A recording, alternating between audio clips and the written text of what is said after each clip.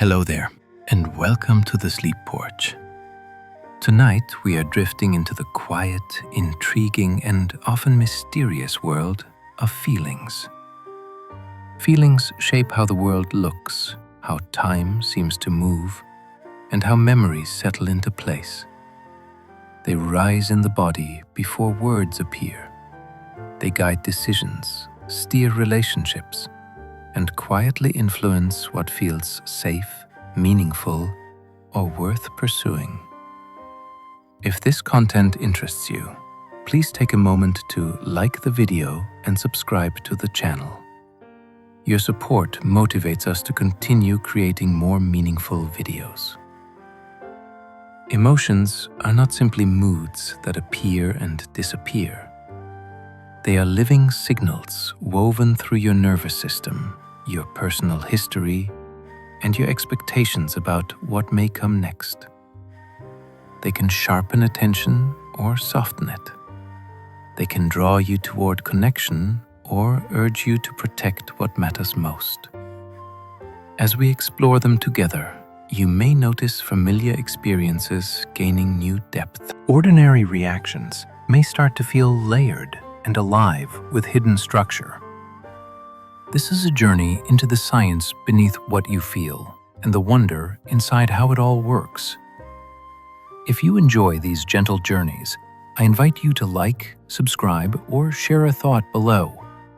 It helps others find their way here as well, one sleepy soul at a time. But for now, let your shoulders relax and allow your breathing to slow. Let the day fade away and your mind unwind as we explore this fascinating inner world together. Let's begin. The feeling of awe makes the self feel smaller and the world feel larger. Awe often arrives when your mind meets something vast.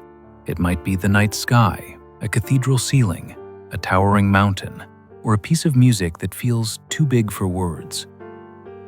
In that moment, your usual self-concerns can shrink. Your worries do not vanish, but they lose their grip for a while. Many people describe a sense of being part of something wider, as if the borders of the self loosen. This feeling can change how you think. When the world seems larger, your brain becomes more open to new ideas and new perspectives. Or can also pull people toward generosity. When you feel connected to something bigger, helping others can feel more natural. Or is not only for grand vacations. It can happen in small ways, like watching a child learn or seeing a complicated idea suddenly make sense. It is one of the few emotions that can make time feel spacious. You are still you. But you are not only you. Small daily joys compound, shaping well-being more than rare peaks. Big moments are bright, but they are not most of life. Most of life is ordinary hours, and your nervous system learns from what happens repeatedly. A daily walk, a friendly greeting, a cup of tea, a song in the kitchen. These small joys can seem too simple to matter, yet they accumulate like tiny deposits. They create a baseline of safety and pleasure that makes stress easier to carry. They also train attention. If you practice noticing small, good moments, your brain becomes faster at finding them. That is not forced positivity. It is skill. Small joys are also reliable. You do not need a vacation to have them. You can build them into routines so they show up even in difficult seasons. Over time, these moments shape identity. You become someone who knows how to return to yourself. Rare peaks are wonderful, but they can leave you waiting. Daily joys keep you living.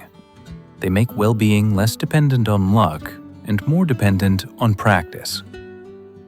Therapy often works by making feelings speakable and specific. A feeling that stays vague can feel endless.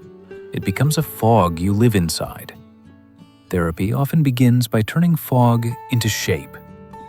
When you describe what you feel, when it started, and what it resembles, you begin to make it speakable. That matters because the brain regulates better when it can categorize experience. Specificity also separates layers. You might think you are angry, then discover you are hurt, disappointed, and afraid of being unimportant. Once those layers are named, the problem changes. You can respond to each layer with a different tool. Therapy can also offer a new kind of witness. Being heard without being judged can reduce shame, which makes the nervous system less defensive. Different therapies use different methods, but many share this aim. They help you notice patterns, connect feelings to needs, and practice new responses in a safe space. The result is a life where emotions become messages you can understand, rather than storms you must endure alone. Boredom can be useful. It pushes you toward change. Boredom is often treated like an enemy, but it is also a signal. It tells you that your attention is hungry, and what you are doing is no longer feeding it. When boredom appears, the brain begins searching for novelty, meaning, or challenge. That search can lead to creativity. It can also lead to trouble. If the easiest novelty is risky, the feeling itself has a restless flavor. That discomfort is the point. It pushes you away from autopilot.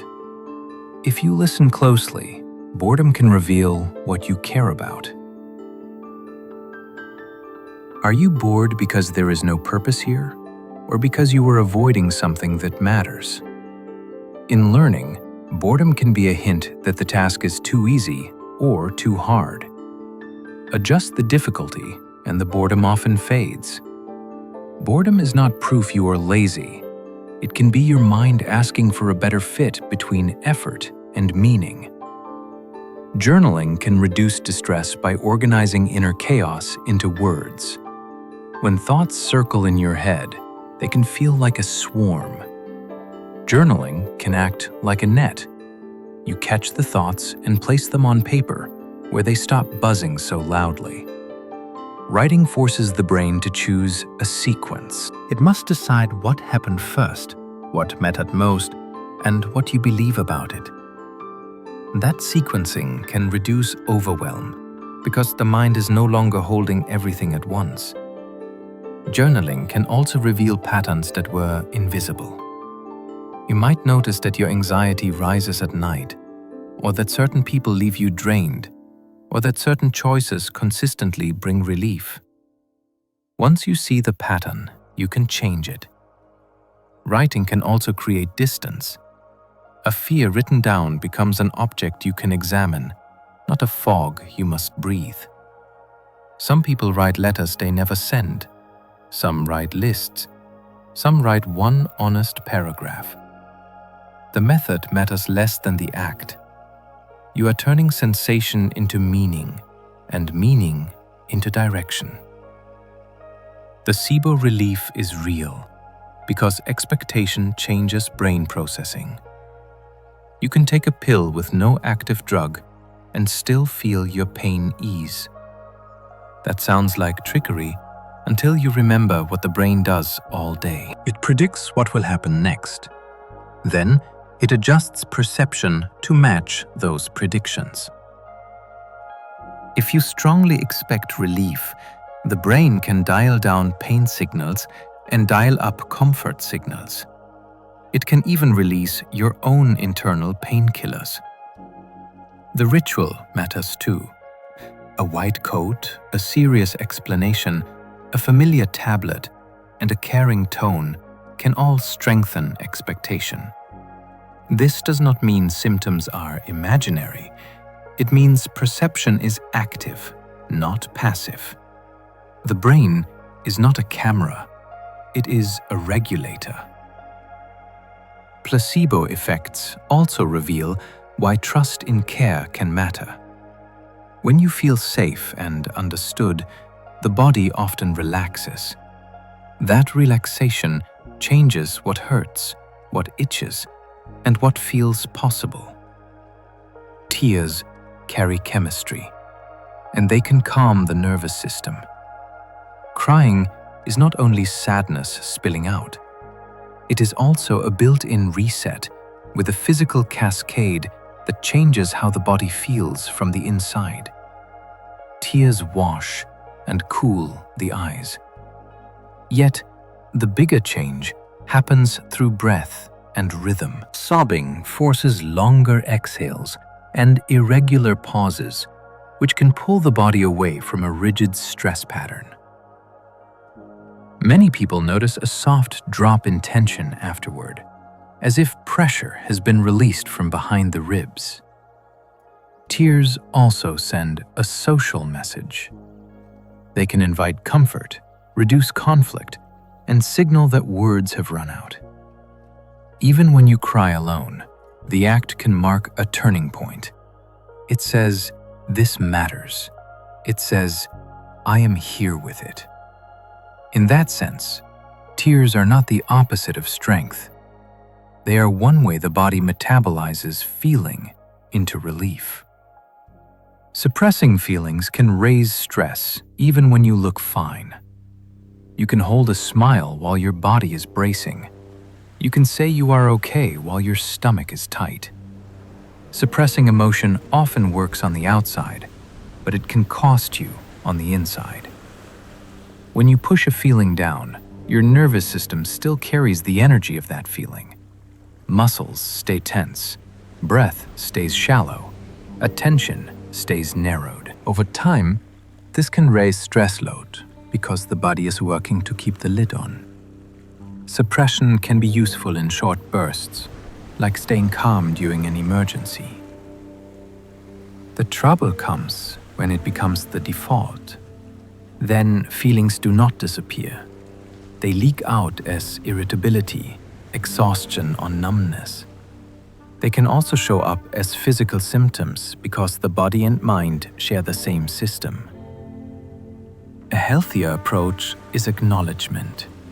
You can name what you feel, choose when to share it, and decide what action it needs.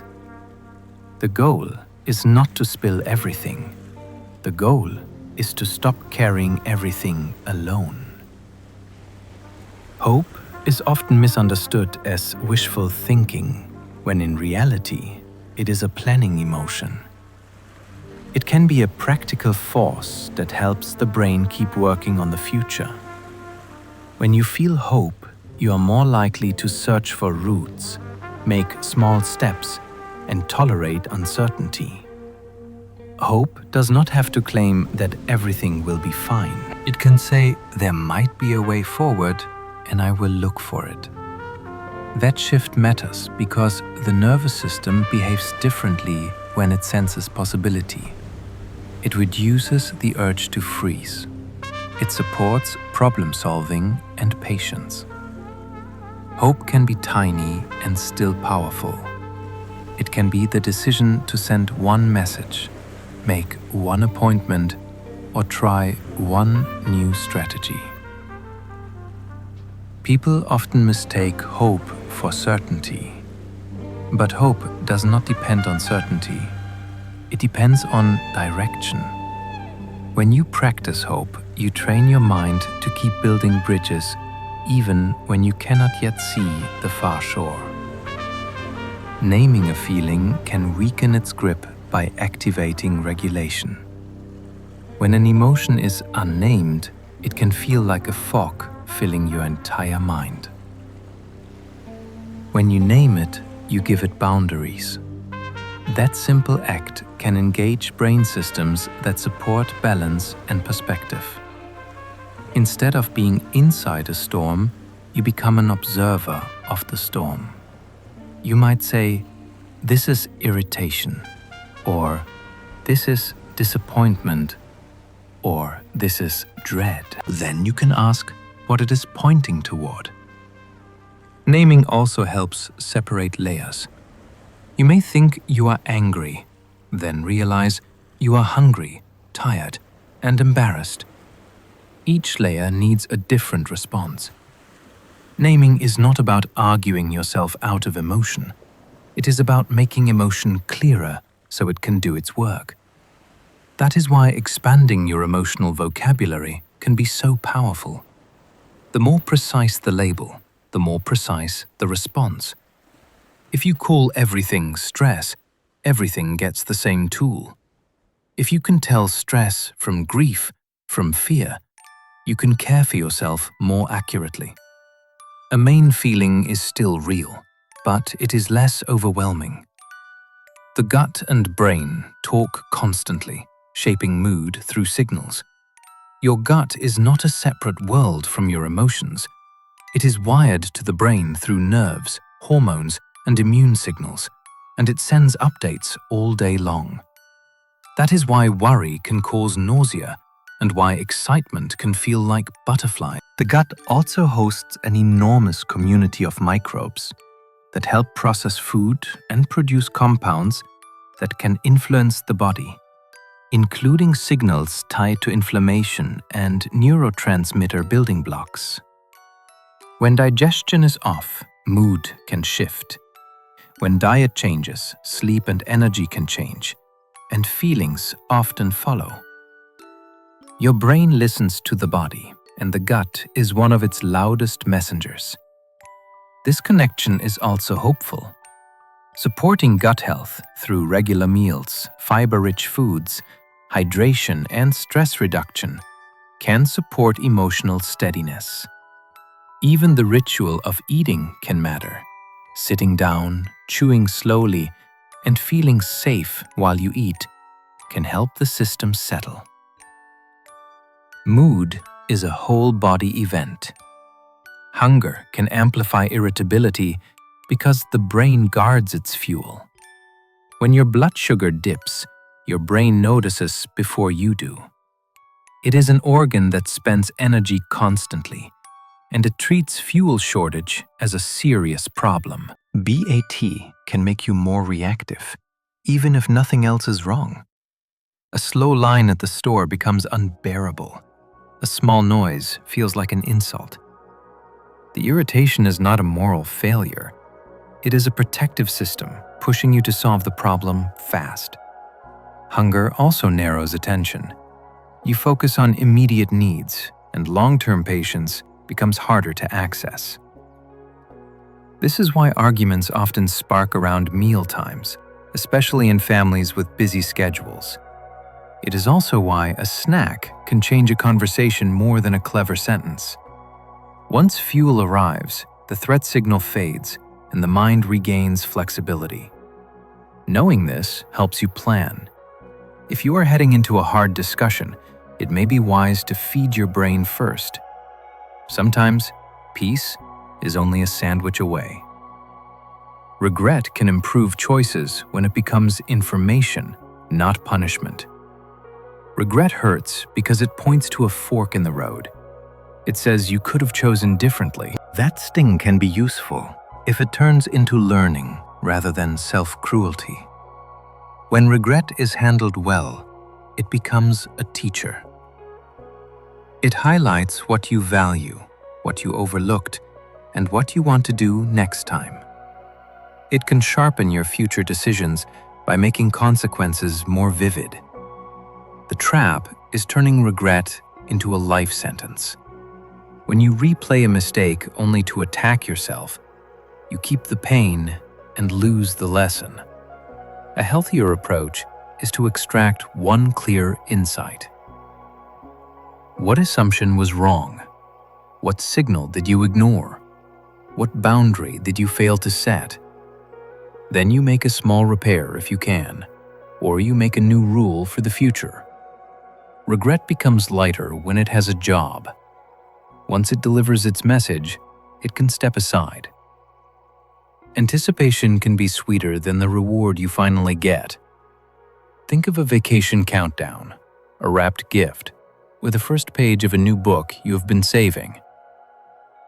Anticipation builds a bright tension that can feel delicious. The brain is constructing the future, and that construction itself can be rewarding. You replay possibilities, imagine details, and let desire stretch across time. Sometimes the real event cannot match the imagined version because imagination has no limits. That does not mean you are foolish. It means your brain can generate pleasure from prediction, not only from outcome. Anticipation can motivate effort too. Training for a race often includes the emotional fuel of picturing the finish. Planning a reunion can carry weeks of warmth before anyone arrives. There is also a caution. When anticipation becomes constant chasing, the present can feel dull. The skill is learning to enjoy the spark of looking forward, while still being able to land in what is happening now. Done well, anticipation is a lantern. It lights the path ahead without stealing the ground beneath your feet. People differ in sensitivity, and that is partly genetic. Two people can walk through the same day and carry very different emotional intensity. One might feel mildly stressed. Another might feel deeply overwhelmed. Sensitivity varies, and some of that difference comes from genes that shape how the nervous system responds to stimulation. This can show up early.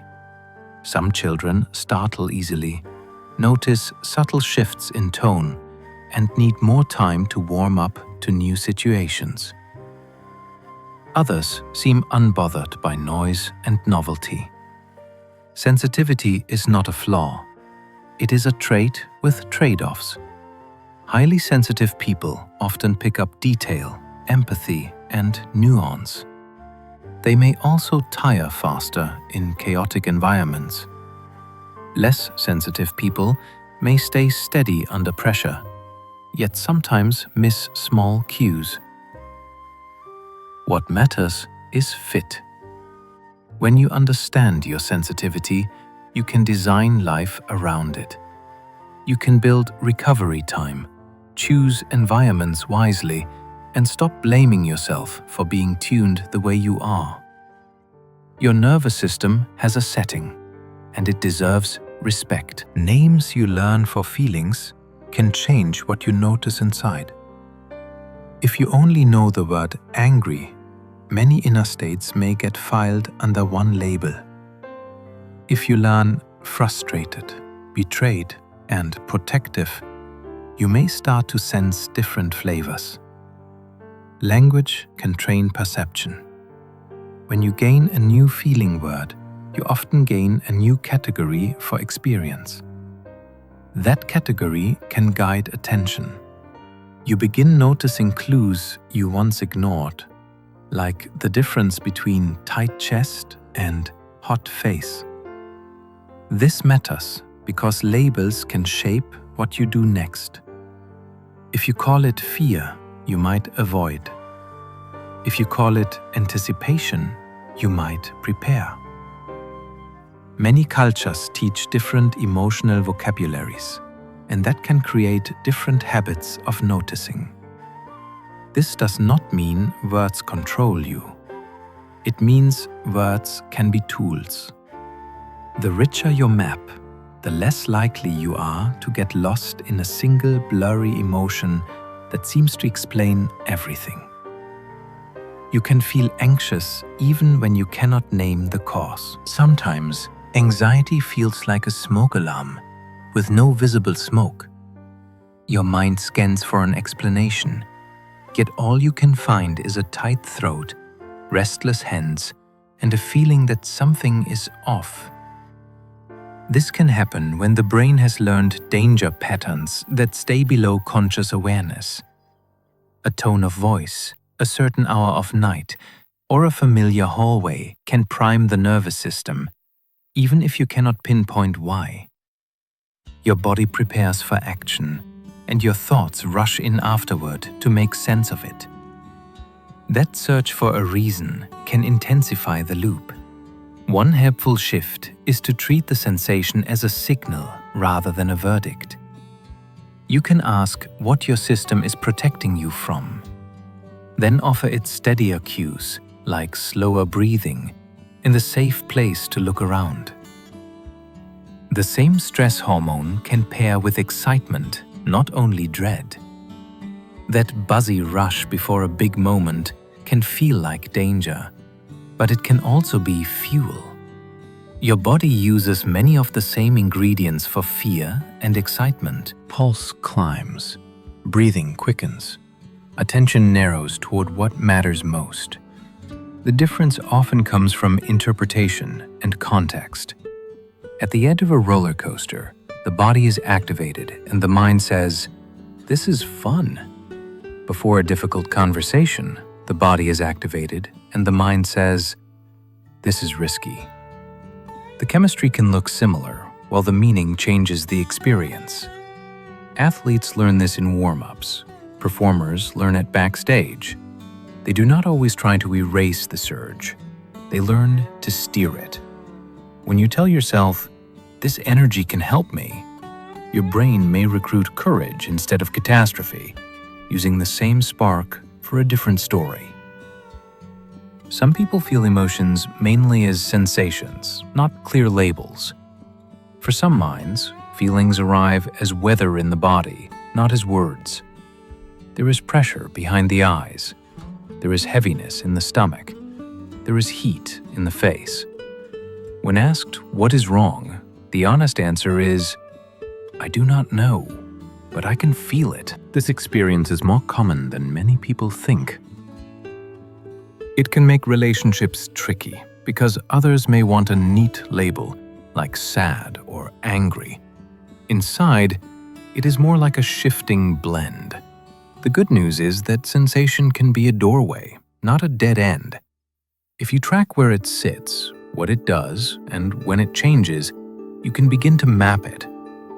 Over time, you might notice that chest tightness often comes with worry, while a hollow tiredness leans toward grief. This is emotional literacy built from the body outward. Your heartbeat rhythm can influence how intense a feeling seems. Your heart does more than keep time. It sends a steady stream of signals back to the brain, and the brain uses that information when deciding how intense the moment feels. When the rhythm is jumpy or fast, everything can seem sharper. A neutral remark can sound like criticism. A small uncertainty can feel like a cliff edge. When your internal rhythm is steadier, the same situation can feel manageable. This is one reason paced breathing can shift emotions so quickly. You are not convincing yourself with words. You are changing the internal evidence your brain is reading. Some people notice this most clearly after climbing stairs or drinking strong coffee. The body is energized, and then the mind goes searching for a reason. If you catch that pattern, you can pause and ask, "Is my heart telling a story that the world did not actually start?" That question alone can soften the intensity. Warmth on your skin can increase comfort and social trust. Warmth is one of the earliest signals of safety you ever learned. Long before you understood language, being held close meant heat, steadiness, and protection. That association can remain in adult brains in surprising ways. A warm drink can feel soothing even before you taste it. A warm shower can make the mind less defensive. Warmth can also shape how we interpret other people. When you feel physically comfortable, social cues are often read as less threatening. The world seems a little more welcoming. This is not magic. It is conditioning plus physiology. And it makes sense for a social species. When the body is cold, it prepares for stress. When the body is warm, it can afford openness. That is why small rituals of warmth can matter, especially during hard seasons. A blanket, a mug, a summit seat. can be a quiet invitation for the nervous system to unclench. Loneliness changes perception, making social cues feel more threatening. Loneliness is not simply being alone. It is the sense that you are cut off, unseen, or unsafe in the social world. When that happens, the brain can shift into a protective mode. It starts scanning faces and messages for signs of rejection. An unread text can feel like a verdict. A short reply can sound like dislike. This is not because lonely people are irrational. It is because the mind is trying to prevent further hurt. The problem is that this heightened alertness can misfire. It can turn ambiguous signals into danger, which can lead to withdrawal, which deepens the loneliness. The loop can feel cruel, yet understanding it can be a relief. It suggests that the sting is not proof that you are unlovable. It is proof that you are wired to need connection. Small, consistent social warmth can slowly retrain perception. Like light returning to a room that has been dim for too long. Anger can feel energizing because it mobilizes the body fast. Anger often arrives with a surge that feels like electricity under the skin. It narrows focus, it stiffens posture, it can make you feel powerful and ready to act. That energy has a purpose. It is the body's way of mobilizing you when something seems unfair, blocked, or threatened. In small doses, it can help you set boundaries and protect what matters. It can also be deceptive. The rush can feel like certainty, even when you have incomplete information. It can make a simple disagreement feel like a battle for respect. One revealing detail is how anger changes the sense of options. When it is high, you may only see attack or retreat. When it settles, you can see negotiation, humor, and repair. That is why slowing down matters.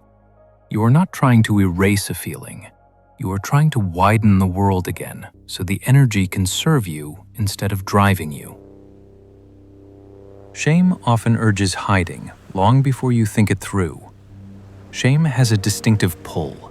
It makes you want to shrink, look away, and disappear. It can flood the body with heat and urgency, even if no one else has noticed a mistake. That impulse is ancient. In social groups, being rejected could mean losing protection and resources. Shame acts like an emergency brake, telling you to stop whatever might risk your place in the group. The trouble is that shame often overreacts. It can treat being imperfect as being unsafe. It can convince you that you are your worst moment because the urge to hide is so strong.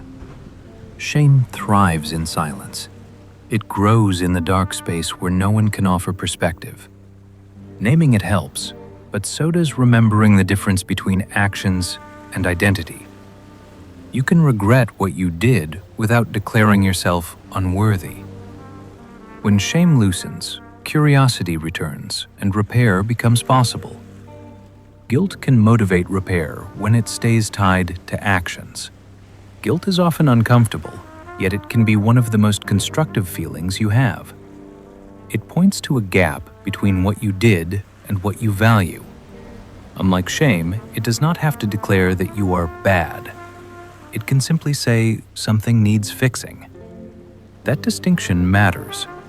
When guilt stays focused on behavior, it can lead to apologies, honest conversations, and changed habits. It can deepen trust because repair is a form of respect. There is also a quieter kind of guilt, the kind that lingers after you set a boundary or choose your own needs. That guilt can be a leftover training signal, not a moral truth. It might be your brain adjusting to a new way of living. A useful question is, can I make amends, or am I just punishing myself? Real repair tends to bring relief. Endless self-blame tends to keep the wound open. Feelings are your brain's story about real body states. Before you can describe an emotion, your body is already shifting. Your heart may speed or slow. Your breathing may tighten or open. Muscles change their readiness, and hormones start moving through blood. Then your brain does what it does best. It interprets those signals using context. It asks, what is happening? What does it mean? And what should I do next? That interpretation becomes the feeling you recognize. The same sweaty palms can become stage fright, first date excitement, or caffeine jitters. Your brain is not inventing reality. It is translating a storm of internal data into a usable experience. That is why emotions can feel so vivid and so personal. They are your biology made understandable through meaning. Two people can feel the same event and live different worlds.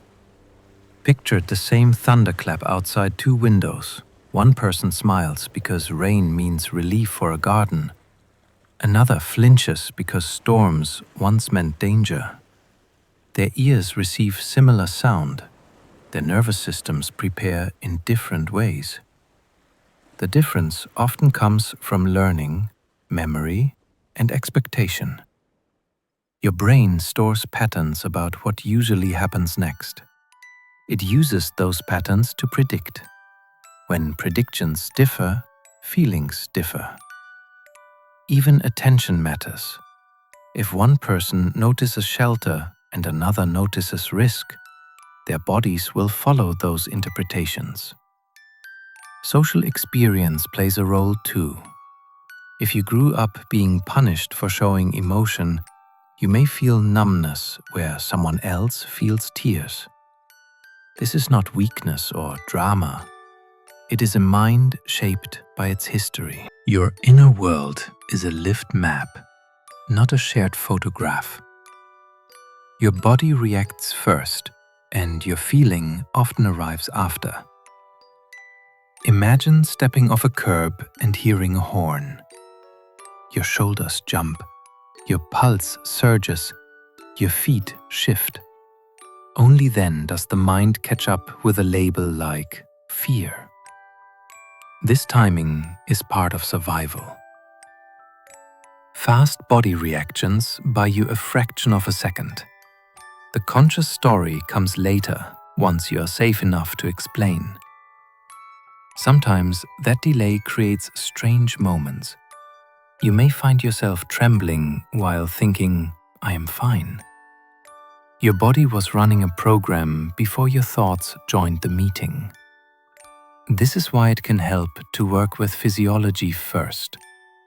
A longer exhale, relaxed jaw, and a steady gaze can send new information upward. You are not arguing with feelings. You are updating the signals that helped create them. A single feeling can spread through a crowd faster than words. Walk into a room and you can sense it. Tension, excitement, grief, or relief can hang in posture and pace. Humans are built to read other humans quickly. We track faces, voices, and movement for clues about safety and belonging. When one person's anxiety rises, others may unconsciously match breathing or tighten their own muscles. When laughter breaks out, it can cascade. The spread is not mystical. It is rapid social perception paired with automatic imitation and attention. Your brain treats other people as part of the environment. If everyone looks alarmed, your system prepares. That preparation changes your expression, which becomes a new signal for someone else. In this way, emotion can ripple through a group like wind through grass. It can unite people in courage. It can also amplify panic. Awareness is a powerful circuit breaker. Your face can nudge your mood even when you fake a smile. Your face is not only a display for others, it is also part of your body's feedback system. When your brow furrows, Signals from muscles and skin travel back to the brain. When your jaw clenches, your nervous system gets a hint that something is wrong. A smile can work in reverse. Lifting the cheeks and softening the eyes can shift the body toward a less defensive state. It will not erase real problems. It can change the starting conditions. Think of it like turning down the volume on an alarm so you can hear your own thoughts. This effect is small, and it varies across people and situations. Still, it is a reminder that emotion is embodied. Sometimes the quickest way to influence a feeling is not a speech in your head. It is a quiet adjustment of posture, breath, and expression. Music can trigger chills by recruiting reward circuits and memory. A song can raise goosebumps like a wave moving across skin. That shiver is not only about sound. It often happens when the brain predicts a musical moment and the moment arrives with extra force. A sudden harmony, a soaring voice, or a drum drop can deliver surprise and satisfaction at once. Reward systems respond, and the body reacts. Memory deepens it. A melody linked to a childhood car ride can bring emotion before you know why. Your brain is stitching together pattern, expectation, and personal history. Even people with different tastes can share the same physical response. The track is different, yet the mechanism is similar. That is why music can comfort in grief and energize in fatigue. It can bypass argument and go straight to feeling. In the dark, with headphones, it can be like holding a key that fits a lock you did not know you had. Love changes attention, making ordinary details glow with meaning. When you care deeply about someone, your brain starts treating their signals as valuable. A small change in their voice becomes noticeable. Their smile becomes a reward. Their absence becomes a kind of noise, even in silence. Attention is limited, so what you attend to shows what matters. Love often tilts that spotlight. It can make a cracked joke feel brilliant, and a simple text feel like a lifeline. This is not only poetry, it is motivation and learning. The brain tags certain cues as important and returns to them again and again. Over time, shared moments become a private library. A street corner, a scent, or a phrase can carry a whole relationship in a single second. Love can also distort. It can make you miss red flags or overinterpret a pause. Still, the core is remarkable. A bond can tune perception so strongly that the world itself seems edited, as if someone adjusted the brightness on meaning. Fear can sharpen time, so seconds feel strangely stretched. In a frightening moment, the mind can feel like it speeds up. You may notice tiny details, like the color of a wall or the angle of a hand. Time seems to slow, even though the clock does not change. Part of this may come from attention and memory. When you take in more information, the moment later feels longer. Fear also pushes the body into readiness. Heart rate rises, senses narrow toward threat. The brain prioritizes rapid learning because remembering danger helps you survive next time. Afterwards, you may replay the scene with vivid clarity. That replay reinforces the feeling that it lasted ages. This effect can be protective, but it can also be exhausting. When your system is stuck in high alert, ordinary surprises can feel like emergencies. Understanding this can be comforting. The strange stretching of time is not you being dramatic. It is your brain doing its best to keep you alive.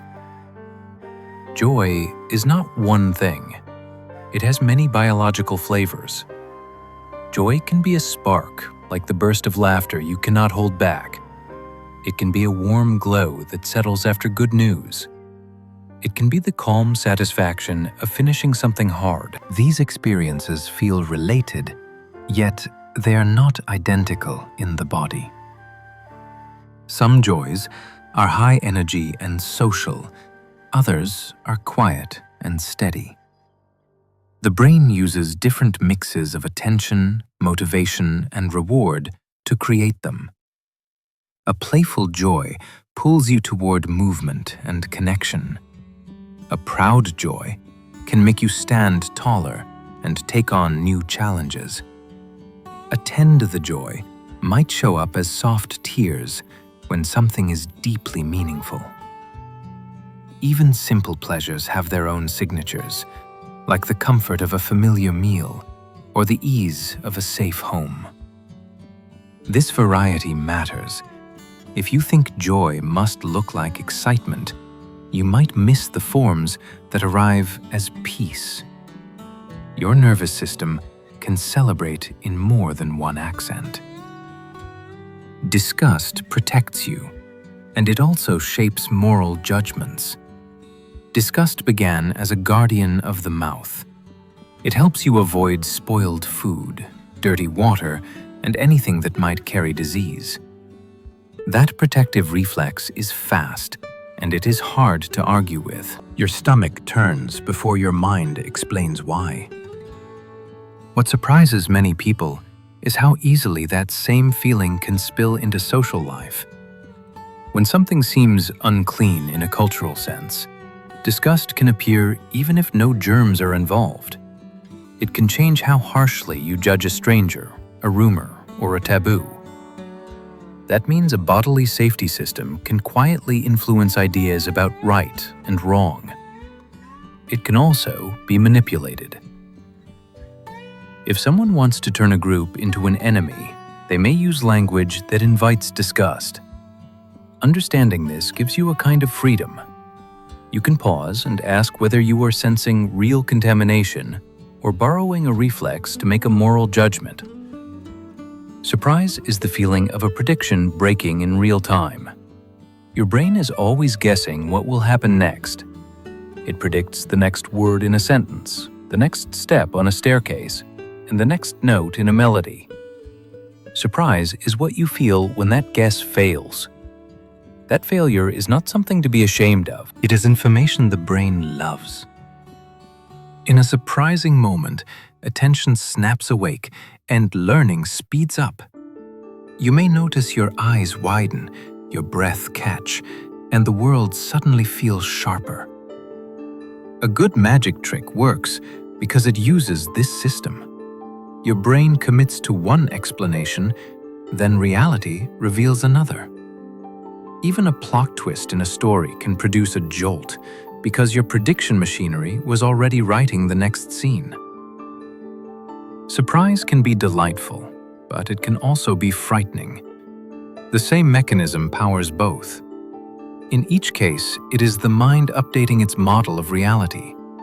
That update is how you grow. Relief is a reward signal when danger quietly passes. Relief can feel like warmth moving through the chest, like air returning after you forgot to breathe. It happens when your system expects something bad, then discovers it will not happen. A medical test comes back fine. A loved one texts back after a long silence. A sudden noise turns out to be only the wind. Your body had been preparing for loss, and now it can stand down. That stand down is not neutral. The brain treats it as a kind of reward because accurate safety predictions help you survive. Relief can also be sneaky. It can reinforce habits that reduce fear in the short term, even if those habits cause trouble later. That is one reason avoidance can become sticky. It brings relief, and relief feels like proof you chose wisely. Noticing relief as a powerful reward helps you understand your own patterns with kindness. It is the nervous system celebrating safety, even if it sometimes learns the wrong lesson. Pride can boost persistence, especially after effort, not luck. There is a form of pride that steadies you. It shows up when you did something hard, stayed honest, or kept going after you wanted to quit. That feeling is not arrogance. It is a signal that effort matters. The brain notices, I can do difficult things, and it becomes more willing to try again. Pride grows stronger when you connect it to choices you controlled. You practiced, you apologized, you learned a skill step by step. That kind of pride builds resilience because it points to a repeatable path. Pride based on luck is different. It can feel good, but it does not teach your nervous system what to do next time. Healthy pride also has a social side. It can inspire others when it is shared with humility, and it can strengthen bonds when people celebrate progress together. In that way, pride can become a quiet engine for growth. It tells you that the climb was real, and you were the one climbing. Gratitude strengthens relationships by highlighting support you might miss. Gratitude is a spotlight. It turns your attention toward the ways you are helped, even when help is small and easy to overlook. A friend remembers your favorite snack. A coworker colors a shift. A stranger holds a door when your hands are full. When you notice these moments, your brain updates its picture of the social world. It stops seeing others as reliable and kind. That shift can soften defensiveness and make connection feel safer. Gratitude also changes behavior. People who feel appreciated often want to keep showing up because appreciation is a form of social reward. When you express it clearly, relationships tend to get sturdier. This is not about pretending everything is perfect. It is about training your mind to register support alongside stress. Even in difficult seasons, gratitude can be real. It can be specific and it can be honest. One sincere thank you can carry more weight than a long speech because it tells someone, I saw you. Envy can reveal values, showing what you wish mattered less. Envy is uncomfortable, and it can feel embarrassing to admit, yet it can also be a clue. When you envy someone, your mind is pointing at a resource or a status that seems important for your life. It might be money, attention, talent, freedom, or belonging. Envy can tell you what you want before you have the courage to say it out loud. It can also expose values you did not choose on purpose.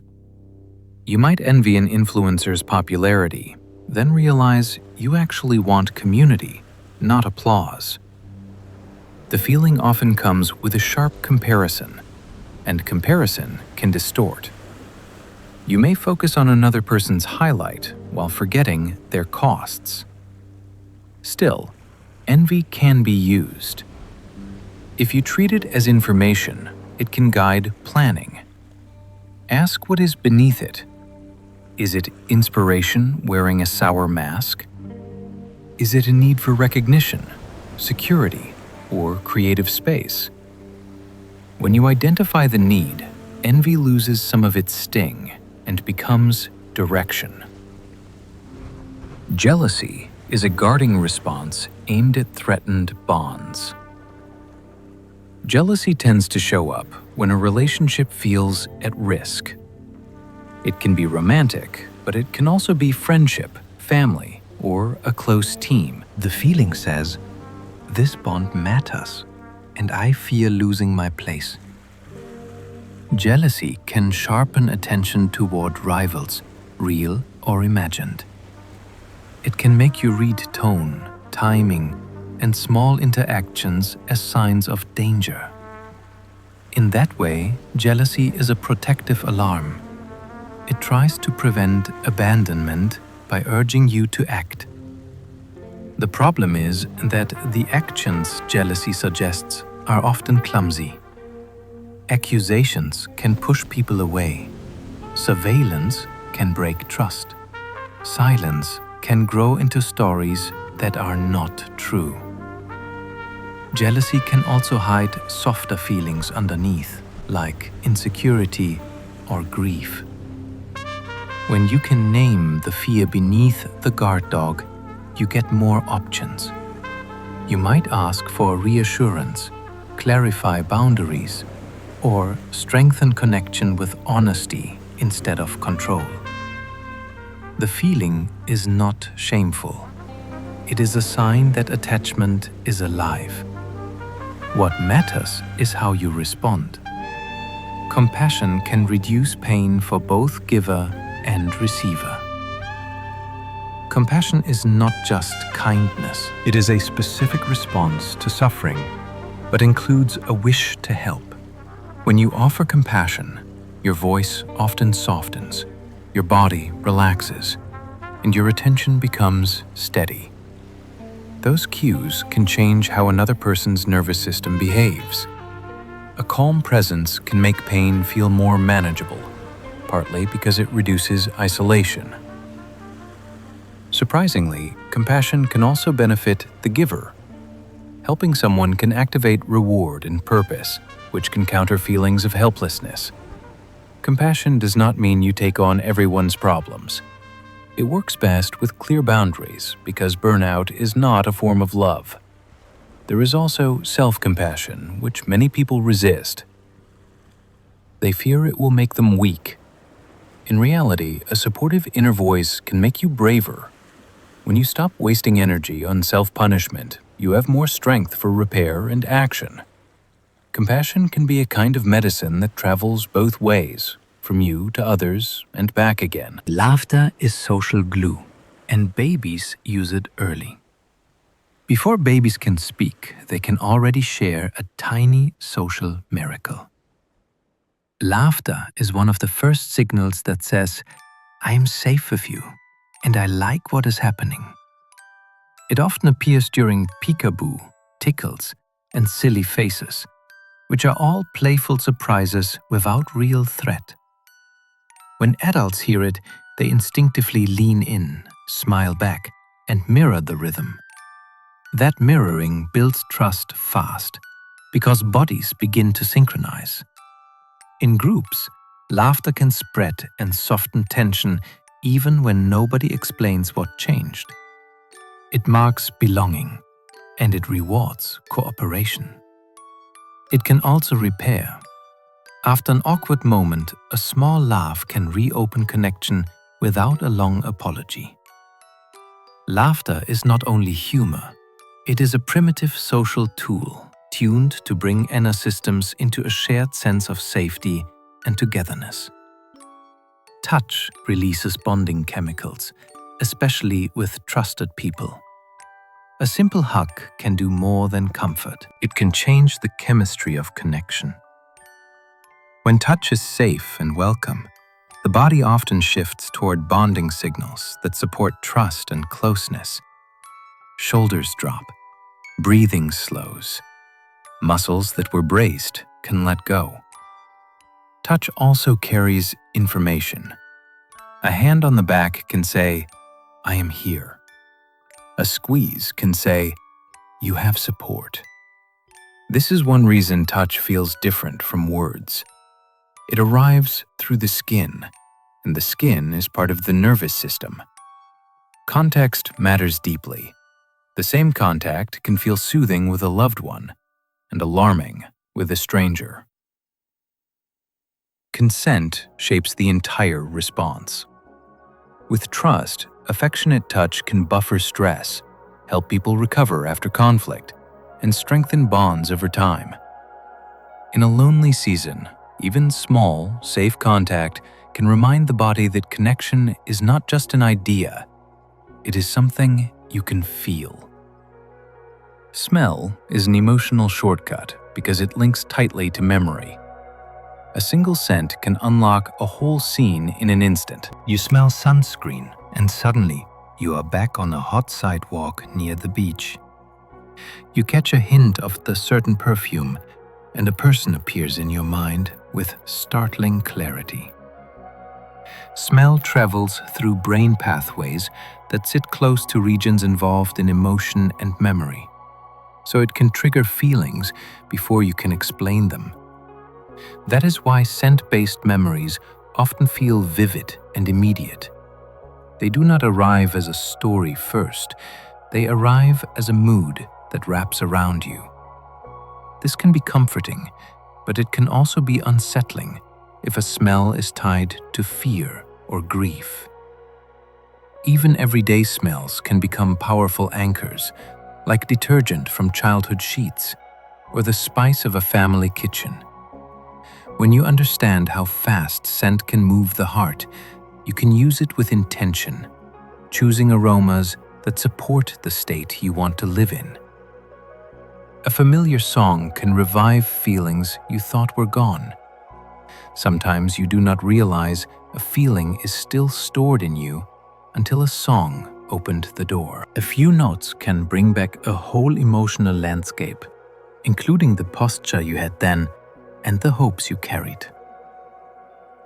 Music weaves rhythm, melody, and memory into a single bundle, and the brain can call up that bundle with surprising strength. You might feel a smile appear without choosing to smile. You might feel tears arrive from nowhere, and then realize they came from somewhere very specific. This isn't just nostalgia. It is the nervous system recognizing a pattern that once mattered. That recognition can be healing, because it shows you what you survived, what you loved, and what shaped you. It can also reveal growth.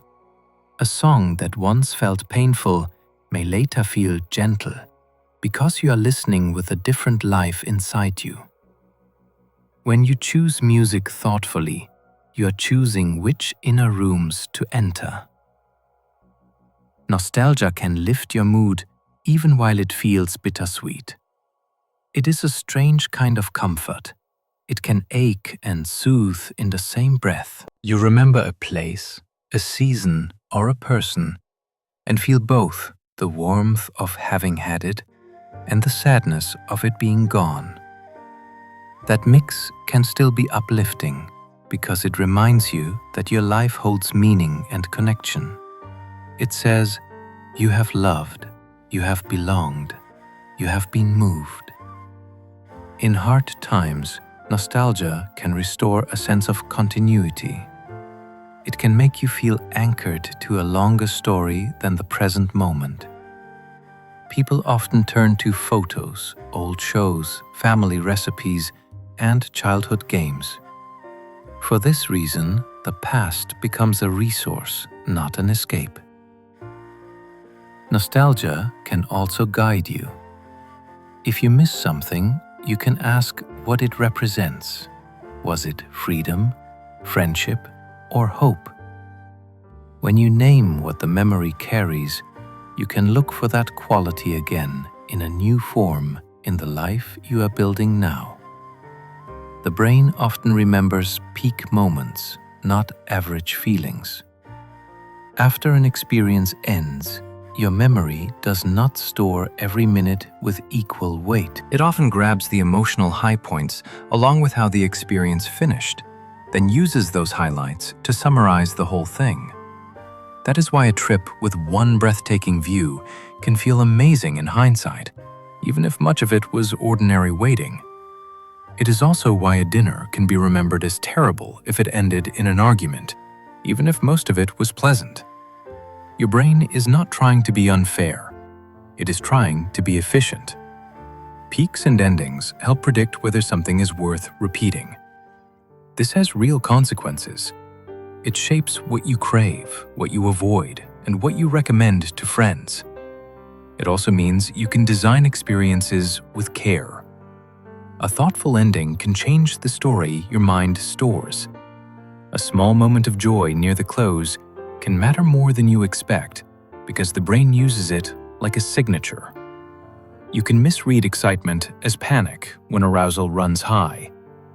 A racing heart can feel like danger, but it can also be readiness. The body uses similar activation for many states, so the mind has to interpret what the activation means. In a crowded room before a performance, you might notice shaky hands and fast breathing. Then your thoughts declare, "I am panicking." Yet, that same body pattern can also be excitement, especially if the situation is meaningful and you feel capable. This is why reframing can work. It is not pretending, it is choosing the most accurate story for the context. People sometimes practice by naming sensations instead of judgments. My heart is fast. My stomach is fluttering. My legs feel charged. Then they add a meaning that fits their goals, like, my body is preparing to do something important. Over time, this skill can change how you approach challenges. The feeling in your chest stays strong, but it stops automatically becoming fear. It becomes energy you can steer. Sleep loss makes emotions louder and self-control quieter. One short night can turn the world up too high. Small frustrations feel sharp. Sad thoughts feel heavier. Even happy moments can swing into giddy restlessness that is hard to steer. Part of the reason is simple. Sleep helps the brain reset its emotional volume, and it supports the circuits that pause before reacting.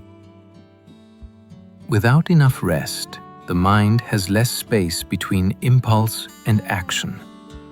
You might snap, then wonder why that felt so urgent. You might read a neutral message as cold because your tired brain is hunting for thread. Sleep loss also weakens your ability to comfort yourself, so worries repeat like a song stuck on a chorus. The most surprising part is how convincing it feels in the moment. Tired emotions insist they are accurate. The next day after real sleep, the same problems often shrink. It is not that life changed. Your internal microphone did. Pain and sadness share pathways, which is why heartbreak aches. When the bond breaks, the pain can feel physical. The chest tightens. The throat aches. Appetite changes. Sleep becomes fragile. This is not just metaphor. The brain systems that respond to social loss overlap with systems that process bodily pain. So rejection and grief can land like an injury. From an evolutionary view, that makes sense. Being pushed out of the group once threatens survival. So the brain treats disconnection as urgent. That urgency can drive you to seek repair, seek comfort, or seek meaning. It can also make you feel ashamed for hurting so much. Yet, the ache is a sign of attachment doing its job. Your nervous system learned that people are safety. When that safety is threatened, the alarm sounds over time. The brain can relearn. New routines, new support, and new stories help the body loosen its grip. One day you notice the ache is quieter, and you did not even see it happening. Exercise can lift mood by shifting chemicals and attention. Movement can change emotion from the inside out. When you exercise, your body releases substances that support pleasure, calm, and resilience. Blood flow rises, muscles warm, breathing deepens. Your brain also gets a break from rumination because attention is pulled into rhythm, balance, and effort. Even a brisk walk can create a sense of forward motion that the mind interprets as progress. Many people discover that the best part happens after the world looks slightly brighter and problems feel less sticky. Exercise can also build trust in your body. You learn, I can tolerate discomfort and keep going. That lesson carries into stress and anxiety because the sensations of exertion resemble emotional arousal. Yet, you practice staying steady. The key is that it does not have to be extreme. Dancing in the kitchen, climbing stairs, stretching while music plays, all count. Your nervous system listens to what you do, not only what you think. Slow breathing can lower alarm signals without any pep talk. When you slow your breath, you are speaking a language the nervous system understands. The body has built-in sensors that track carbon dioxide, oxygen, and pressure changes in the lungs. A karma pattern sends a message that danger is not immediate. That message can reduce the fight-or-flight response even if your thoughts are still racing. This is why breathing is often easier than positive thinking during stress. You do not need to convince yourself. You need to shift the body's evidence. Try breathing out a little longer than you breathe in. Let the exhale be smooth and unforced. If your mind interrupts, that is fine. Return to the next breath like turning a page. Over a minute or two, heart rate often eases and muscles soften. Then the mind can think more clearly. Slow breathing does not solve every problem, but it changes the terrain. It lowers the inner siren so you can choose your next step. Meditation trains noticing so feelings pass without grabbing the wheel. Meditation is often imagined as emptying the mind, but it is closer to learning how to watch. You sit, you breathe, and you notice what arises. A thought shows up. An itch appears. A worry arrives with a familiar tone. Instead of chasing each one, you practice naming it and letting it move on. That simple practice can change your relationship with emotion. Feelings become events, not commands. You begin to sense the early hints, the tightening, the heat, the urge to act. Then you can pause. You can choose a response rather than being pulled along by the first impulse. Over time, meditation can increase tolerance for discomfort because you learn you can stay present without fixing everything immediately. This can be especially powerful for anxiety and anger, which often demand urgent action. The goal is not to become calm all the time. The goal is to become less hijacked. You gain a wider space inside, and emotions have room to travel through. Alcohol can blunt fear while quietly increasing next-day anxiety. Alcohol can feel like a shortcut to relief. It slows reaction, dulls worry, and makes social risk feel easier. In the moment, the nervous system relaxes, and fear seems to loosen its grip. The catch is what happens later. As alcohol leaves the body, the brain can rebound toward alertness, and that can feel like unease or jittery dread. Sleep quality often suffers too, even if you fall asleep faster. And tiredness can amplify anxious thinking the next day. This pattern can be confusing. You may believe the drink helped because you remember the calm. You forget the later cost, or you blame the cost on life itself. That is how a habit can quietly grow. Understanding the cycle gives you options. If you choose to drink, you can notice timing and dose. You can plan recovery with water, food, and rest. Or you can choose other ways to soothe.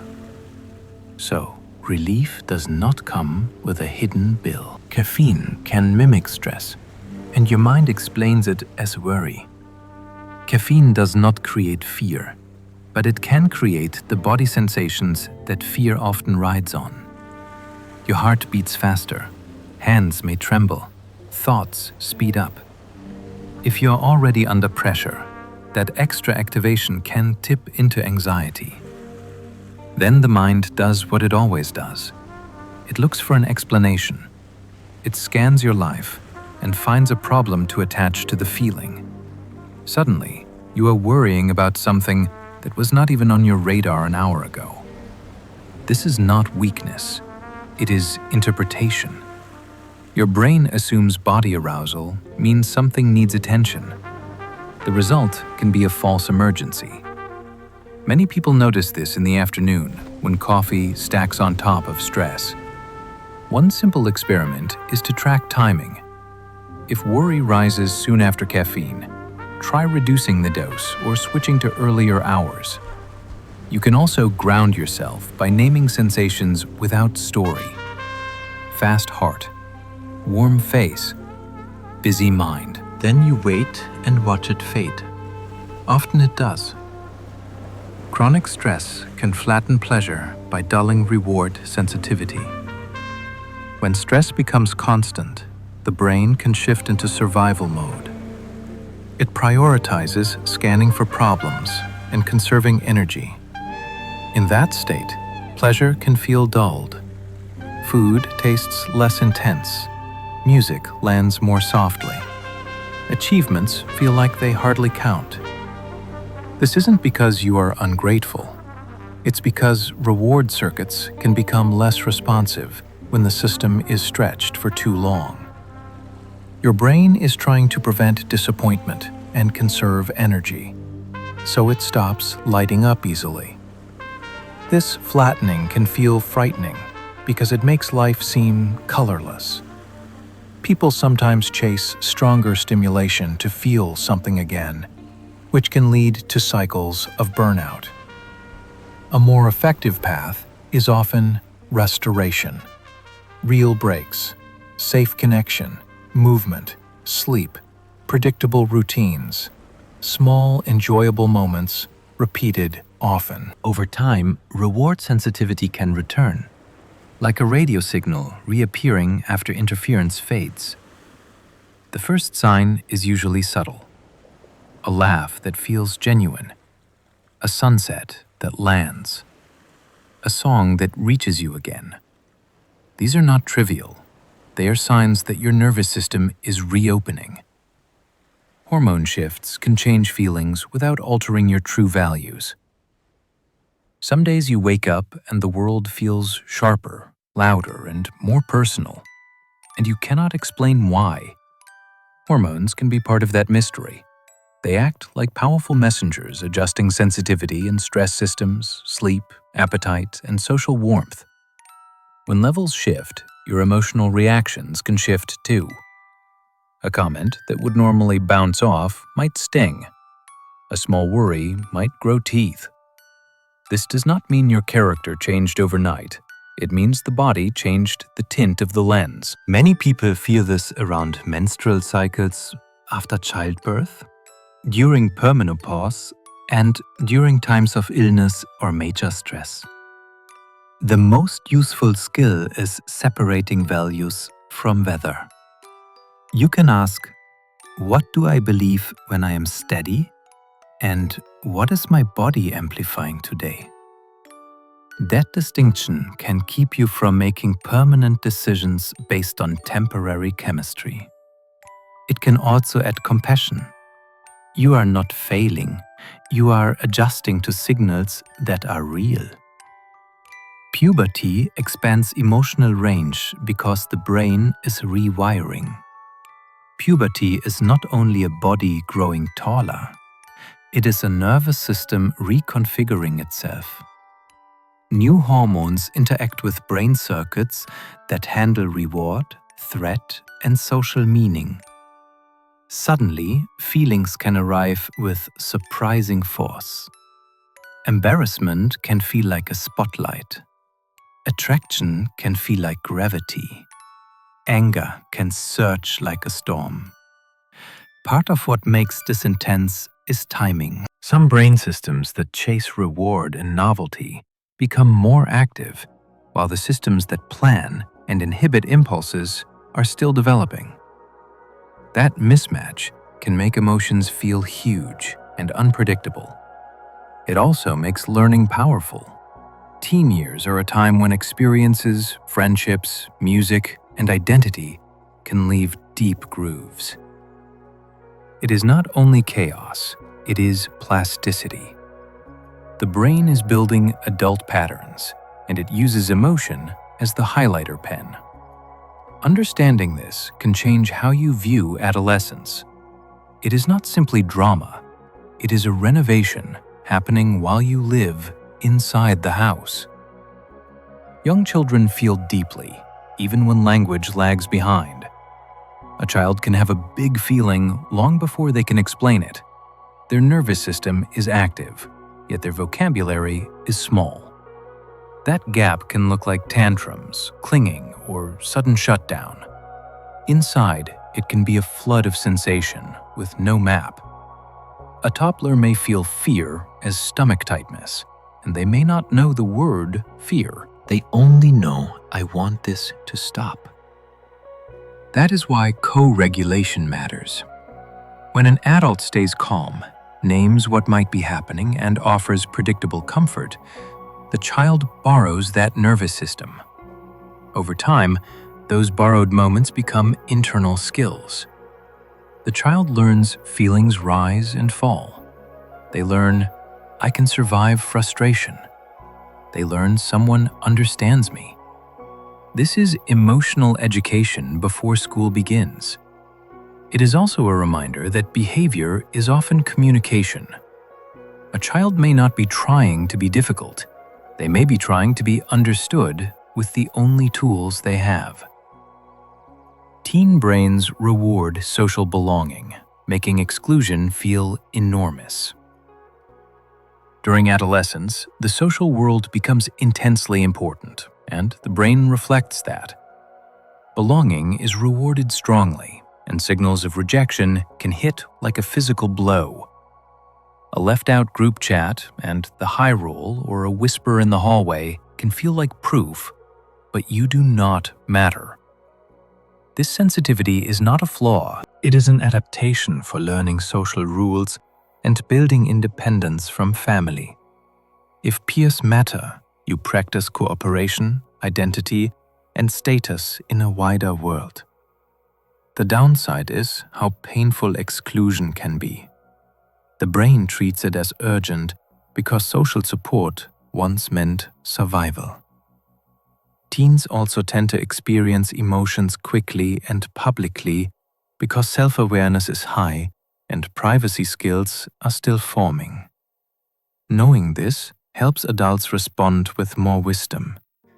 Instead of dismissing it as drama, you can treat it as real pain with real stakes. Then offer tools for perspective, boundaries, and recovery. The feeling is huge, but it can be guided. Aging can improve emotional balance as priorities narrow gently. Many people expect aging to only bring loss. Yet emotional life can become steadier with time. As years pass, priorities often sharpen. You learn what drains you and what sustains you. You become less willing to spend energy on endless conflict and more willing to invest in relationships that feel real. This can lead to fewer emotional swings, not because you feel less, but because you choose differently. Experience also builds emotional pattern recognition. You have seen grief before, so it feels less like the end of the world. You have seen joy return after hard seasons, so you can wait with more patience. Older adults often report valuing meaning over novelty and connection over status. That shift can change what triggers anger or envy, because certain comparisons lose power. Aging does not erase sorrow. It can bring it. Yet it can also bring a quieter skill: the ability to hold feelings without being swallowed by them. In that sense, emotional balance can be one of the hidden gifts of time. Trauma can lock feelings to cues like a scent or place. Trauma can teach the nervous system that danger is not over, even when it is. A certain smell, a certain song, or a certain street can become a key that unlocks the alarm response. The cue might be small, yet the body reacts as if the past is happening now. Heart rate jumps, muscles brace, the mind may go blank or race. This is not imagination, it is learning that was stored in survival circuits built for speed. Trauma memory often attaches to sensory fragments rather than a neat story, which is why a place or sound can trigger you without warning. Understanding this can reduce shame. You are not overreacting on purpose. Your system is trying to protect you using an old map. Healing often involves building new associations. Safe experiences, practiced grounding, and supportive relationships can teach the body that the cue is no longer a threat. Over time, the trigger can soften. The memory remains, but it stops hijacking the present. Safe relationships can help the nervous system relearn calm. A calm relationship can do something remarkable. It can teach your body that safety is possible again. When someone responds consistently, listens without punishing, and repairs after conflict, your nervous system begins to update its expectations. That update is not only mental, it shows up in breath, posture, and heart rhythm. You start to relax faster. You stop scanning for hidden danger. You become more willing to share what you feel. This is why trust is not built by grand gestures.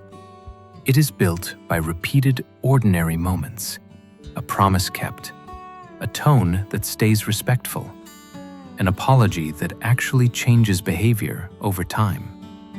These moments create a new baseline. You might notice that you sleep better, or that your anger does not spike as quickly. This is co-regulation becoming self-regulation. It does not mean relationships should carry all the weight of healing. It means humans are wired to heal in connection. Safety is contagious too, and it can spread through two people like warmth spreading through hands. Humor can reframe threat, giving the brain a different ending. Humor is more than being funny. It is a mental move. It takes a situation that feels threatening and finds a new angle that reduces its power. When you laugh, your body shifts, breath changes, muscles loosen. The nervous system reads those changes as a sign that danger is lower. Humor can also change your memory. If you can tell a story with a light twist, you are teaching your brain that the event has more than one meaning. That can be protective, especially after embarrassment or failure.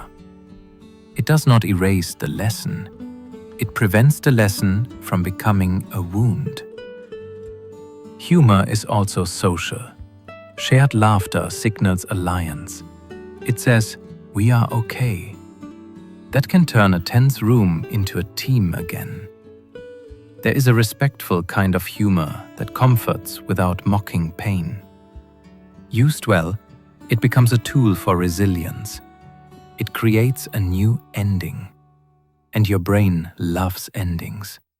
It stores them like closures, and closures help you move on. A supportive presence can lower stress hormones during challenge. Imagine facing a difficult test, a job interview, or a frightening medical appointment.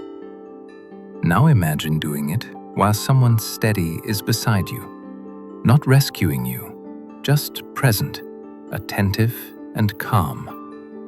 For many people, that presence changes the body's stress response. The heart can settle sooner. The mind can think more clearly. The feeling of threat shrinks because you are not alone with it. This is one reason children calm faster when a trusted adult stays nearby. It is also why friends who sit with you in silence can feel like medicine. Support does not need perfect words. Often it is eye contact, patient listening, and a sense that you will not be judged. The body reads those signals as safety. Over time, repeated support can train your nervous system to self-soothe more easily. You learn the shape of calm, then you carry it with you. Social rejection activates brain regions that also process physical pain. A cold shoulder can sting like a bruise. A breakup can leave you aching. That is not just poetic language. The brain systems that respond to physical pain overlap with systems that respond to social loss and exclusion. From a survival view, it makes sense. For much of human history, being pushed out of the group could be dangerous. The brain treats disconnection as urgent, so it uses the same alarm infrastructure. That is why rejection can hijack attention and replay in your mind even when you want to move on. It is also why kindness after rejection feels so powerful. A single warm message can reduce the sense of threat because it signals you still belong somewhere. Understanding this changes the story you tell yourself. If rejection hurts, it does not mean you are weak. It means you were built for connection, and your brain is doing its job. Culture shapes which feelings are celebrated and which are hidden. Emotions are universal, yet the rules around them are not. In some cultures, open excitement is welcomed and loud grief is expected. In others, restraint is a sign of respect, and strong emotion is kept private. These rules shape what people practice from childhood. If your community rewards calm, you may get skilled at masking anger. If your community rewards boldness, you may get skilled at expressing pride. Culture also shapes what people feel allowed to want. That can change the emotional life of the whole society without anyone noticing it as culture. When people migrate, these emotional rules can collide. A parent may read a quiet child as distant, while the child believes they are being polite. None of this means feelings are fake. It means expression is learned. Understanding cultural rules around emotion can reduce misunderstanding and increase compassion, especially in families and friendships with different backgrounds. Some languages have feeling words with no neat English equivalent. Sometimes, a sensation exists in your body, yet English makes you reach for a long explanation. Other languages often hold single words for emotional experiences that English can only circle around. When you learn one of those words, it can feel like discovering a new color. Suddenly, an experience you've always had becomes easier to notice and share. This matters because naming helps tracking. If you can name a feeling, you can notice patterns in when it appears and what it needs. A new word can also validate an experience. It tells you that other humans have felt this too, often enough to give it a name. That can ease loneliness. It can also widen empathy. You may hear a friend describe a feeling in their language and realize your own emotional map has gaps. Learning emotional words is not about sounding smart. It is about becoming more precise in your inner life, so your feelings become clearer guides rather than confusing fog. Facial expressions are partly universal, yet context can rewrite them. A smile, a frown, and a look of fear can be recognized across many places, which suggests humans share some common facial language. Yet faces do not speak alone. Context can change the meaning completely.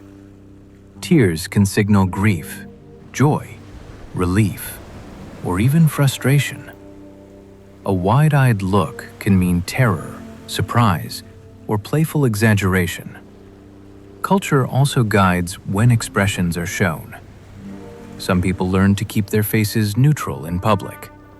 Others learn to display warmth openly as a social bridge. This is why reading faces is both powerful and risky. We are good at detecting emotion quickly, but we can be wrong about the story behind it. A person may look angry when they are concentrating. They may look bored when they are anxious. The most reliable way to understand a face is to pair it with the situation, the voice, and the relationship. Faces are real signals, but they are not full sentences. Voice tone can carry emotion even when words stay neutral. You can say, "fine," in a way that means 10 different things. The words stay the same, yet the meaning changes through pitch, rhythm, volume, and timing. Voice tone is one of the fastest emotional signals humans exchange. It can soothe a crying child before any explanation. It can escalate an argument before anyone says anything harsh.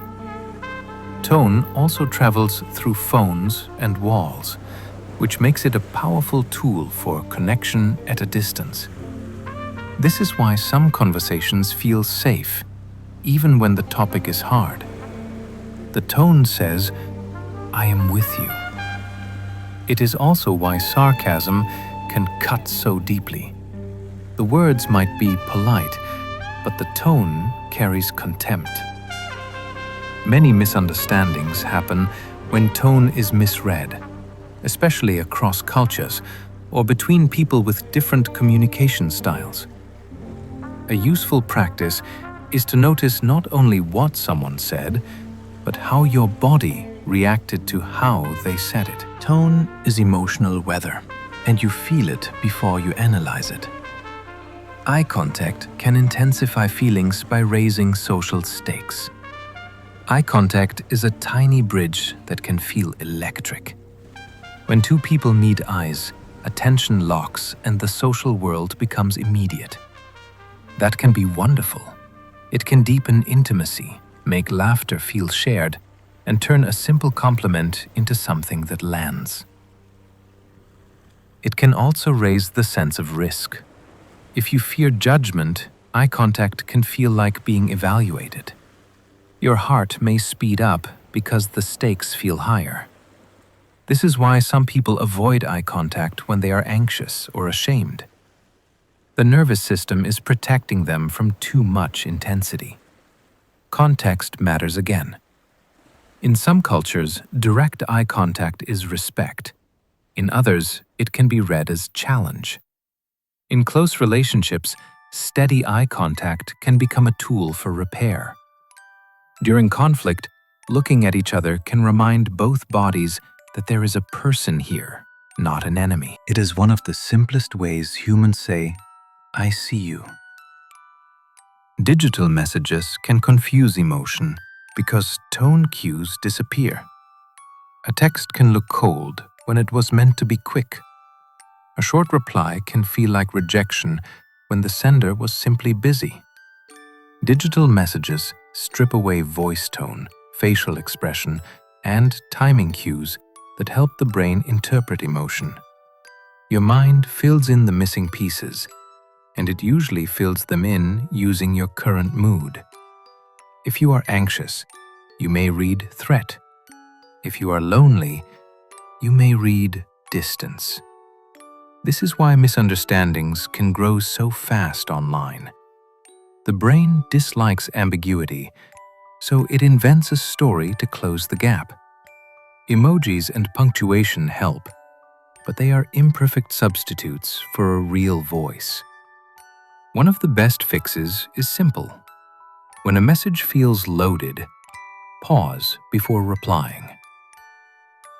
Consider a more generous interpretation, or switch to a voice note or call.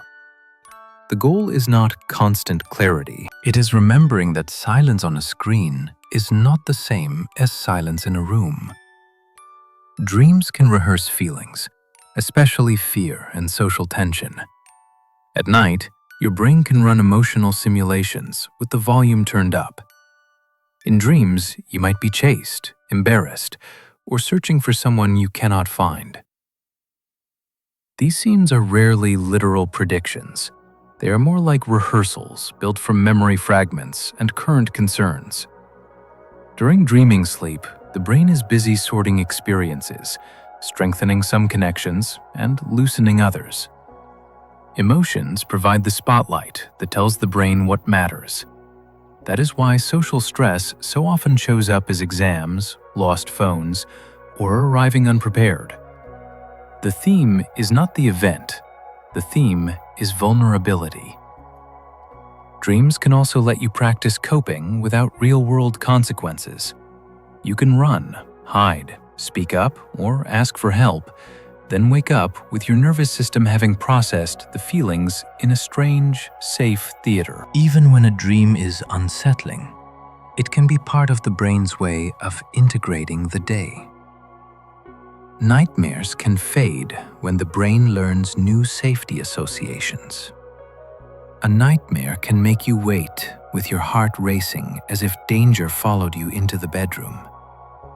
The images can feel sticky because fear is designed to be memorable. Yet, nightmares are not always permanent. They can soften when the brain starts linking the old fear to new endings. One powerful approach is to rewrite the nightmare while awake. You keep the beginning, then you change the middle or the ending into something safe, even something absurd. You rehearse the new version during the day, so the brain has a fresh pathway to use at night. Over time, the nervous system can learn that the trigger image does not always lead to threat. This is not pretending the trauma never happened. It is teaching the brain that the present is different. Nightmares also respond to basics like regular sleep, reduced stress, and a calming pre-bed routine. When the body feels safer, the dreaming mind often does too. Empathy uses imagination, building a model of someone else's mind. Empathy is not mind reading. It is a creative act where your brain builds a best guess of what another person might be experiencing. You watch their face, you hear their tone, you notice their choices. Then, you simulate how that situation would feel from the inside. That simulation is shaped by your own history, which is why empathy can be accurate and inaccurate at the same time. You may sense someone is hurting, yet misunderstand why. True empathy often includes curiosity. It asks, "Am I right about what you feel?" It listens for correction. Empathy can also be selective. You might find it easy with people who resemble you and harder with people whose lives are unfamiliar. The skill is expanding the imagination without flattening differences. Stories, travel, and honest conversation can strengthen it. When empathy is strong, it changes behavior.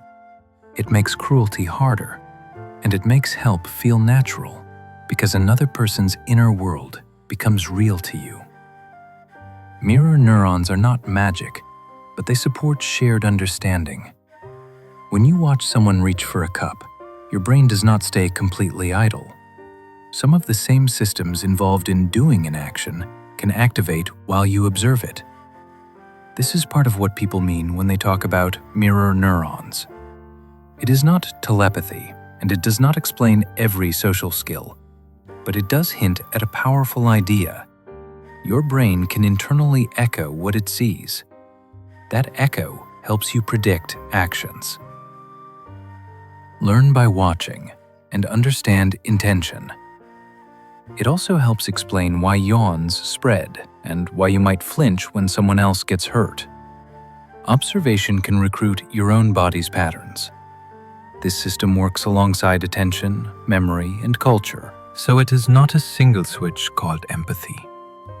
Still, it is a fascinating foundation. It suggests that human understanding is partly embodied.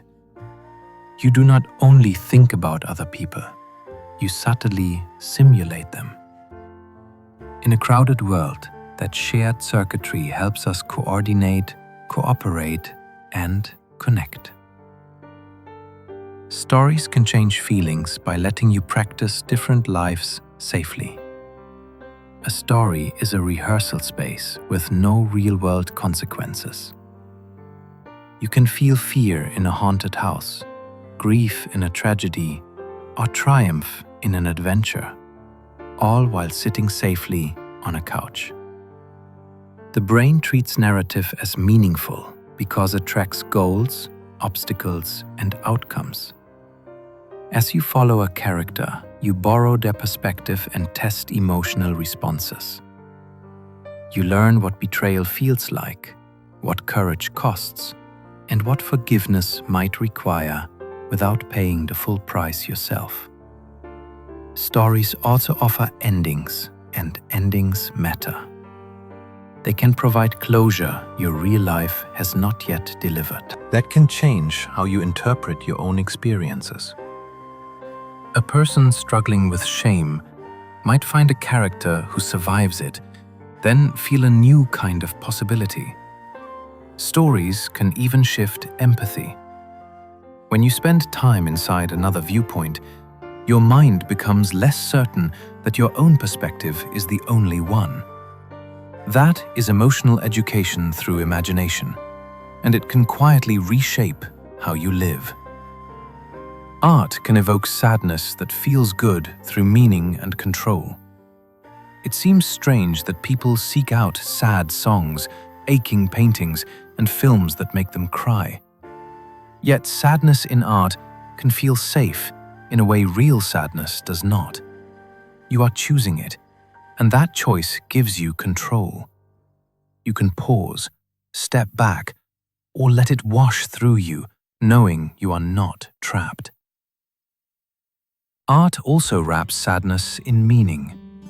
A melody can turn grief into beauty, and beauty can make pain feel more bearable. There is often a sense of being understood, as if the artwork says you are not alone in this feeling. That can be deeply comforting. Sadness in art can also be cleansing. It invites tears without demanding explanations, and it can release tension you did not know you were holding.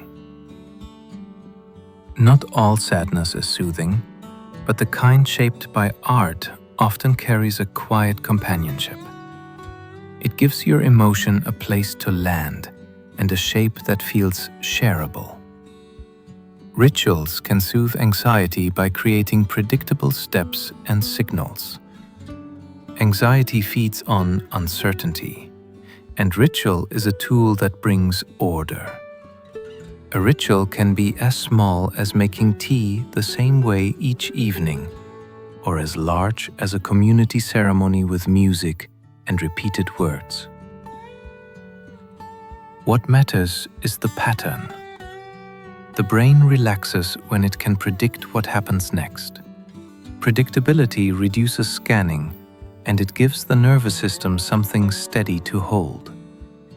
Rituals also mark transitions. They tell the body, work is ending, grief is being honored, a new chapter is beginning. Without those markers, the mind can feel unmoored. Many people create personal rituals without naming them as such. A lucky pen before an exam, a particular song before a workout, a bedtime routine that signals safety. Rituals can even carry values. Lighting a candle for someone you miss says love continues. Folding laundry with care says, my home matters. In a noisy world, ritual is a calm structure you can return to again and again. Singing together can synchronize breathing, which supports social bonding. When people sing together, they often start breathing in similar patterns because phrases demand shared timing. That shared timing can make a group feel like one organism for a moment. You feel it in choirs, in stadium chants, and in birthday songs that somehow work despite chaos. Singing also blends voices into a single sound, which can reduce the feeling of being alone. For many people, it is easier to be brave inside a group voice than in a solo voice.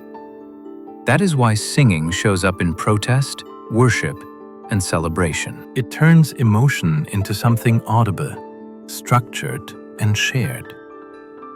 There is also a physical pleasure in resonance, in feeling vibration in the chest and face. It is as if the body becomes an instrument. Even people who say they cannot sing often feel lifted when they do it with others, because the goal is not perfection.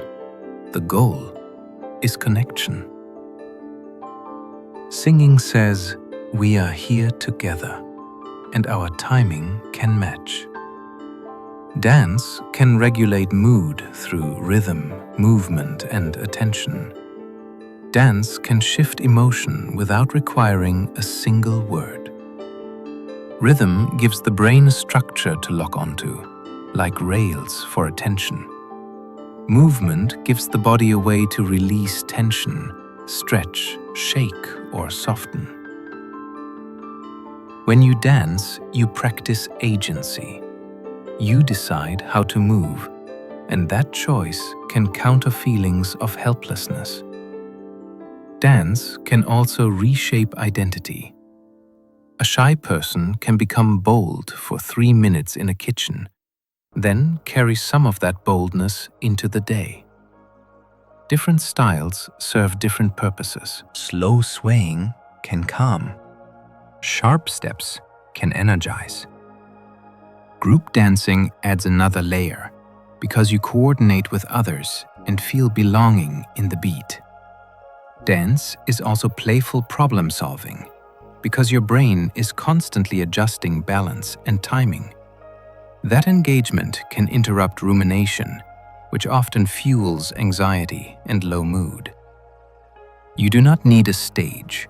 A small space and a favorite song can be enough to change your nervous system's direction.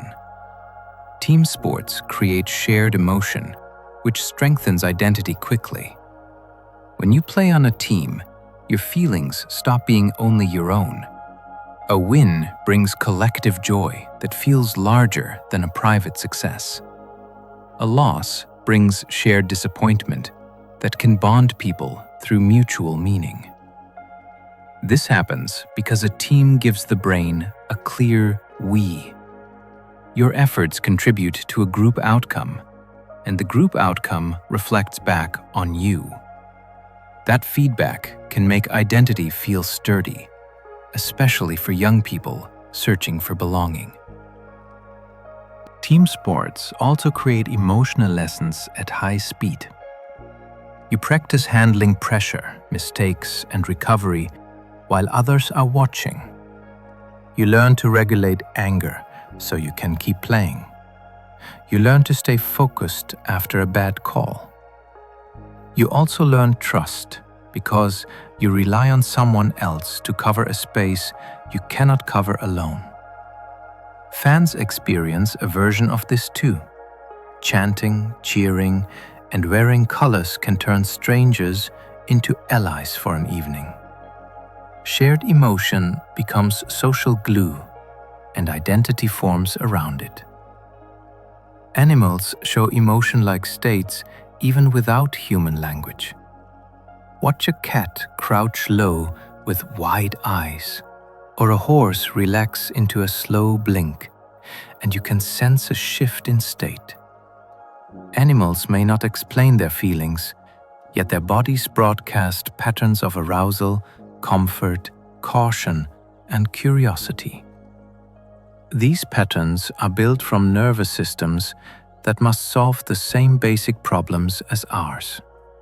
Stay safe, find food, stay connected, recover when tired. Scientists often describe animal emotion as states because they show up in behavior, physiology, and learning.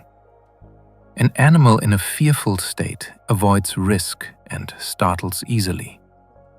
An animal in a relaxed state explores and eats with fewer interruptions. You can see these states change with context. A familiar caregiver enters and the body loosens. A sudden noise appears and the whole system tightens.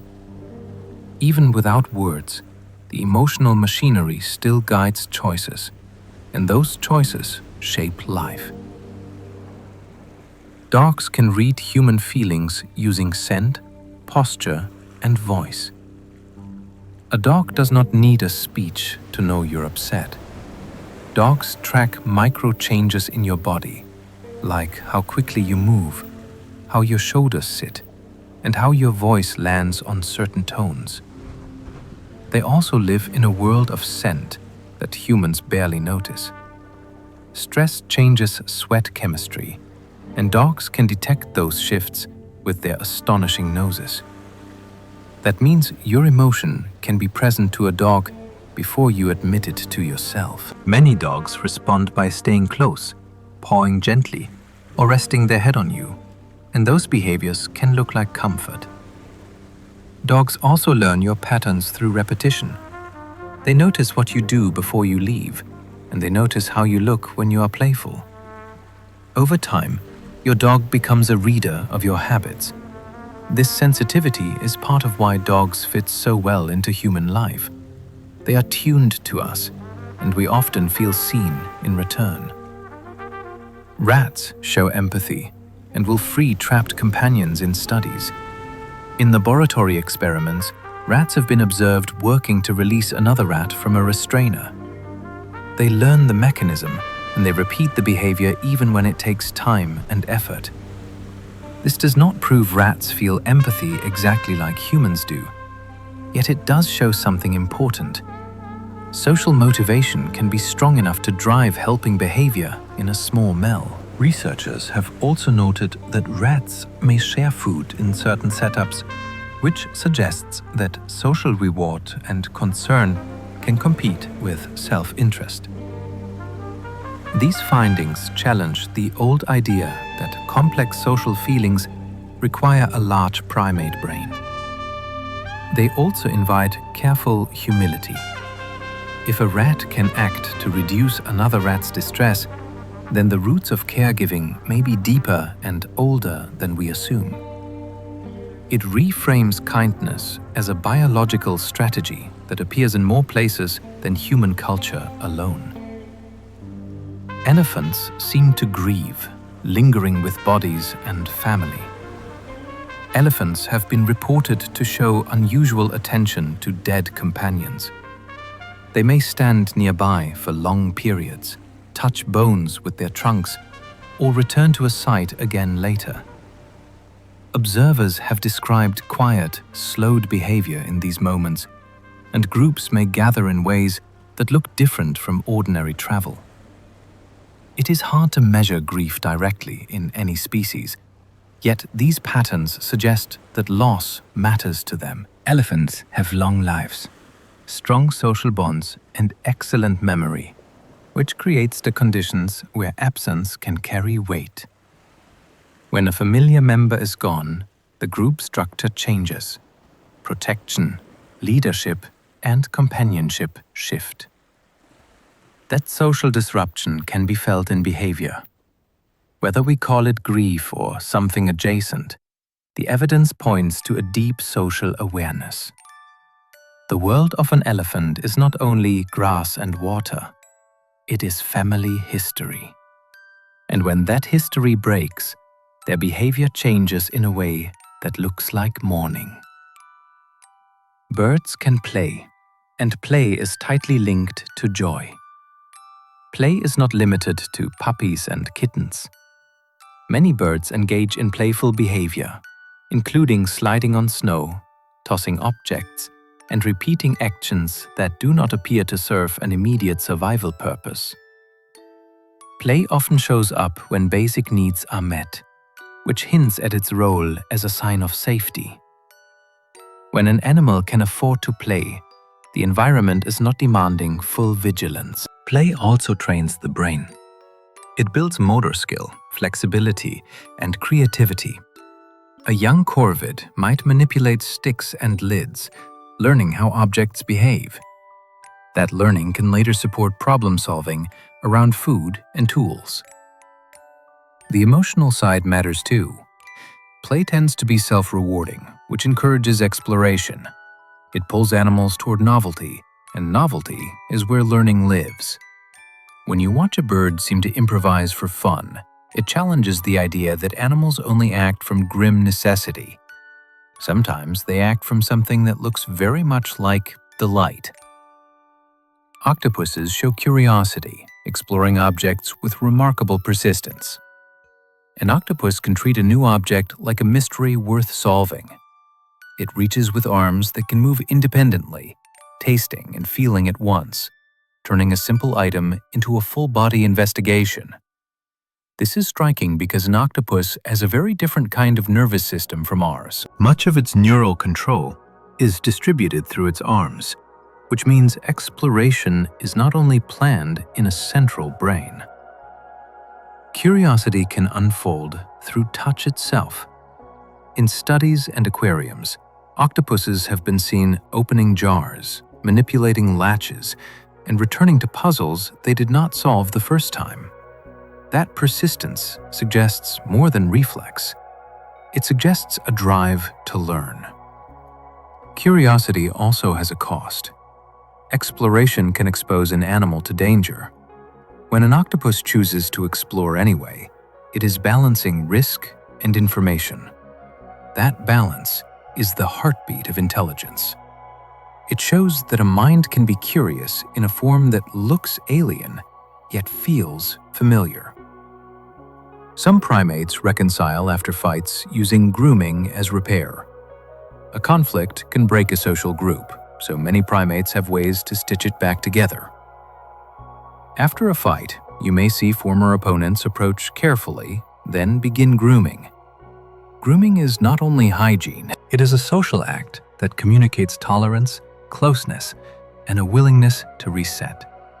The timing is meaningful.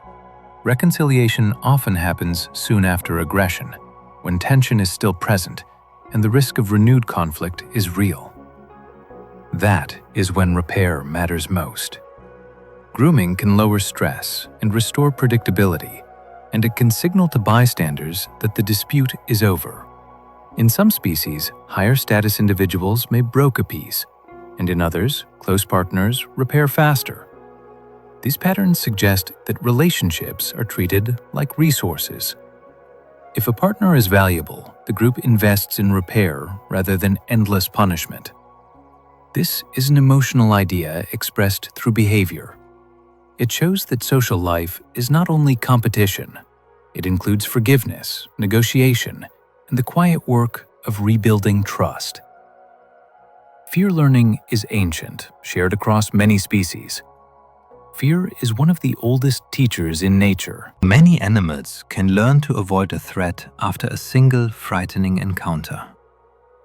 A loud sound paired with danger can create lasting caution. A location linked to a predator can become a place of avoidance. This kind of earning is fast because it saves lives. You do not get many chances to learn slowly around teeth and claws. The core mechanism is straightforward. Notice a cue, experience harm or near harm, store the link, then respond faster the next time.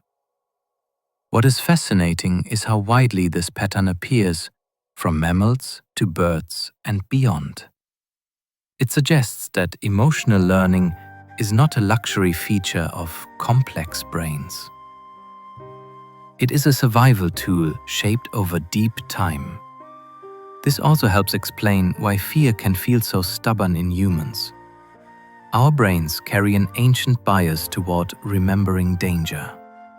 The modern world is safer in many ways, yet the learning machinery is still tuned for rapid caution. Understanding this can make fear feel less like a failure and more like a form of inheritance. Social bonds lower stress in animals just as they do in humans. In many species, companionship changes the body. Animals with strong social ties often show reduced stress responses during challenges, and they recover more quickly afterward. A bonded partner can act like a living safety signal. When a trusted companion is nearby, vigilance can relax. Feeding can be calmer, rest can deepen. This shows up in primates that huddle, in wolves that coordinate, and in many herd animals that relax when the group is intact. Social living has costs like competition and conflict, yet it also has benefits that reach into physiology. Protection is shared, information is shared, warmth is shared.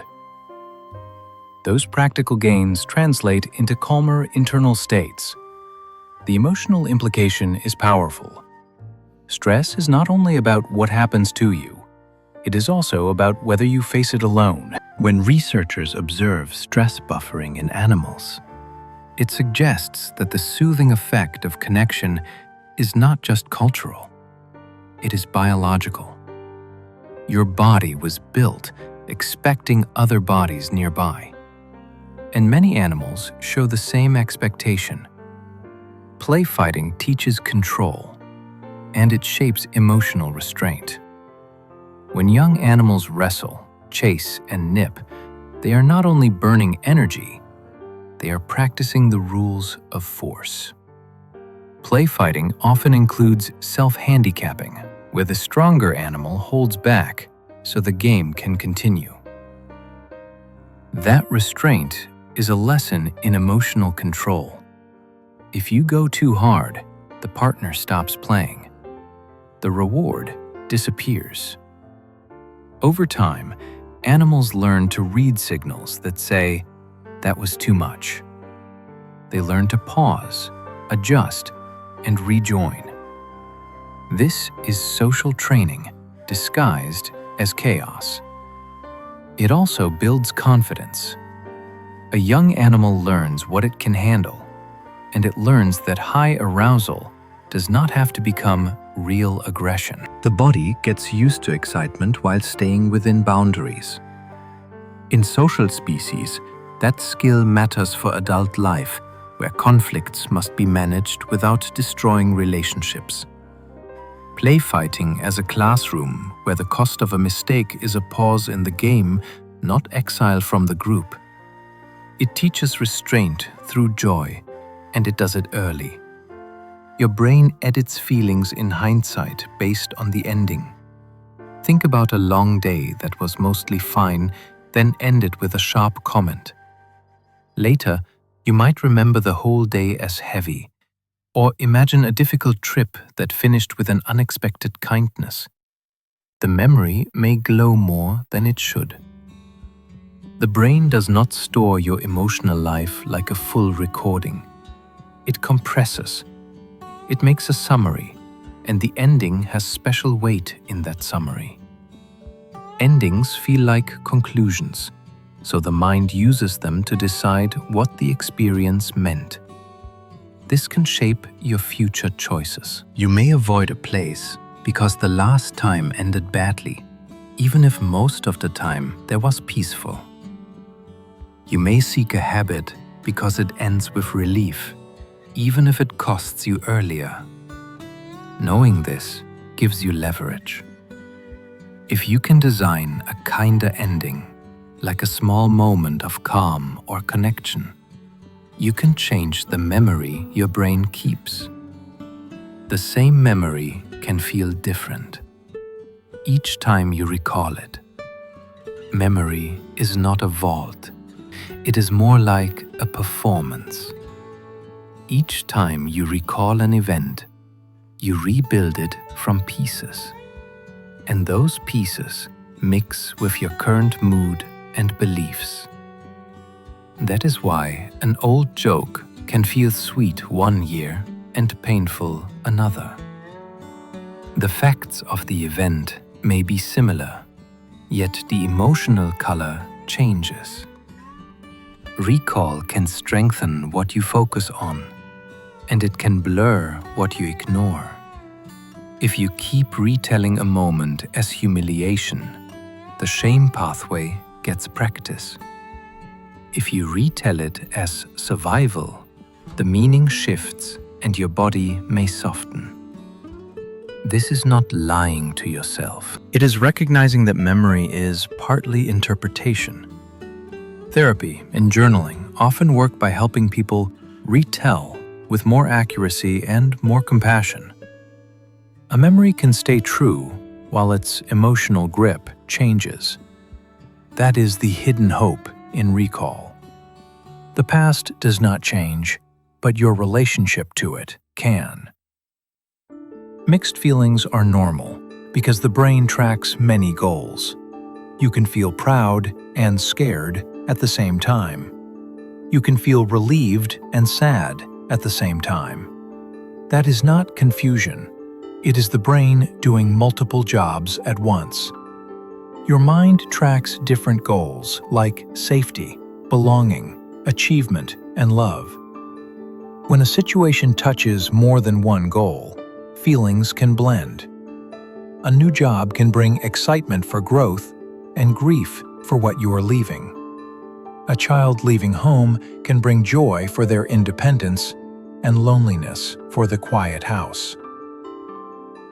Mixed feelings can be uncomfortable because the mind wants a single, clear direction. Yet life often asks for both. And when you accept mixed emotions, you stop fighting yourself. You can honor what you gain without denying what you lose. You can move forward without pretending you are only happy. Mixed feelings are a sign that you care about more than one thing. That is not a problem. It is depth. You can feel calm and alert when threat is low and purpose is clear. Many people assume calm means sleepy or passive. There is another calm that feels bright. You are steady, yet awake. Your senses are open, not scanning for danger. This state often appears when you know what you are doing and why you are doing it. A surgeon in the operating room, a climber placing one careful hand, a parent soothing a child at night. The task is serious, yet the mind is focused rather than frantic.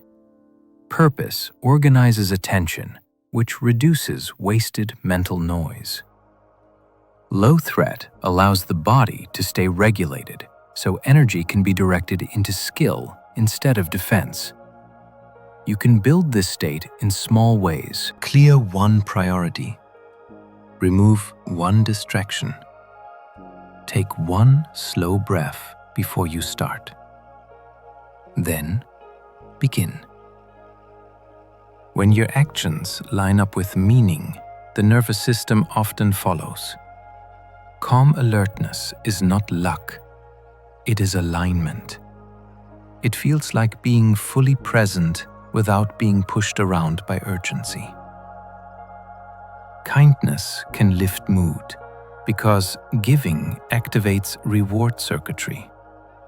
A small act of kindness can create an unexpected lift, like warmth rising behind the ribs. This happens partly because helping is rewarding to the brain. When you give, especially in a way that feels sincere and chosen, reward systems can activate. You feel useful. You feel connected.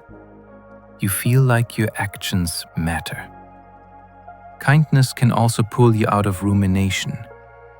When you focus on another person's needs, your attention leaves the loop of your own worries for a while. That shift can be a relief. Kindness does not require grand gestures. It can be a supportive text, a held door, or a patient moment with someone who is struggling. It works best when it is not self-erasing. Resentful giving is not nourishment. Freely chosen giving can be. Over time, regular kindness becomes a mood strategy that also improves the world around you. It is one of the few ways to help yourself while helping someone else, and it leaves less regret behind. Self-compassion lowers shame without lowering standards for growth. Many people fear self-compassion because they think it will make them lazy. In reality, harsh self-talk often increases shame, and shame rarely produces lasting change. When you treat yourself with compassion, you are not excusing harm. You are creating a safer inner climate for learning. Shame says, hide. Compassion says, look closely, then try again. That shift matters because growth requires honesty, and honesty is easier when you are not being attacked from inside. Self-compassion also helps you recover after mistakes. Instead of spiraling, you can make amends, adjust your plan, and keep moving. It is the difference between punishment and responsibility. Compassion can include firmness. It can say, "That was not okay, and I will do better." It can also say, "I am still worthy of care while I improve." Over time, this approach builds resilience. You become someone who can face your own flaws without collapsing. That is real strength. And it is quiet strength. It steadies you. Forgiveness can free attention when safety and boundaries are real. Forgiveness is often misunderstood as forgetting or pretending nothing happened. Real forgiveness is something else. It is releasing the constant mental grip of resentment when the situation is safe enough and when boundaries are in place. Sometimes, forgiveness is offered after apology and repair. Sometimes, it is offered without contact, simply to stop feeding the injury with constant replay. A key is that forgiveness should not require you to stay in harm's way. Safety comes first. Boundaries are not the opposite of forgiveness. They are often what makes it possible. When you forgive in a healthy way, your attention comes back to your life. You stop checking the past for proof. You stop rehearsing arguments that will never happen. That freed attention can become energy for goals, relationships, and rest. Forgiveness can also take time. It may arrive in layers, and it may change as you grow. You can forgive and still grieve. You can forgive and still choose distance. In that way, forgiveness becomes a form of reclaiming, not a surrender. Curiosity competes with fear, and it can reopen learning. Fear narrows your world. It points attention at what might go wrong, then urges you to freeze, flee, or fight. Curiosity widens the world again. It asks one small question, and that question can loosen the grip of alarm. Instead of, "What if this hurts?" the mind tries, "What is this really?" That shift changes the body. Your eyes search instead of stare. Your breath steadies because you are gathering information, not bracing for impact. You can see this in everyday moments. A child approaches a strange insect with caution, then leans closer to learn its shape. Adults do it too when they face a hard conversation. If they stay curious about the other person's experience, they often stay calmer and more flexible.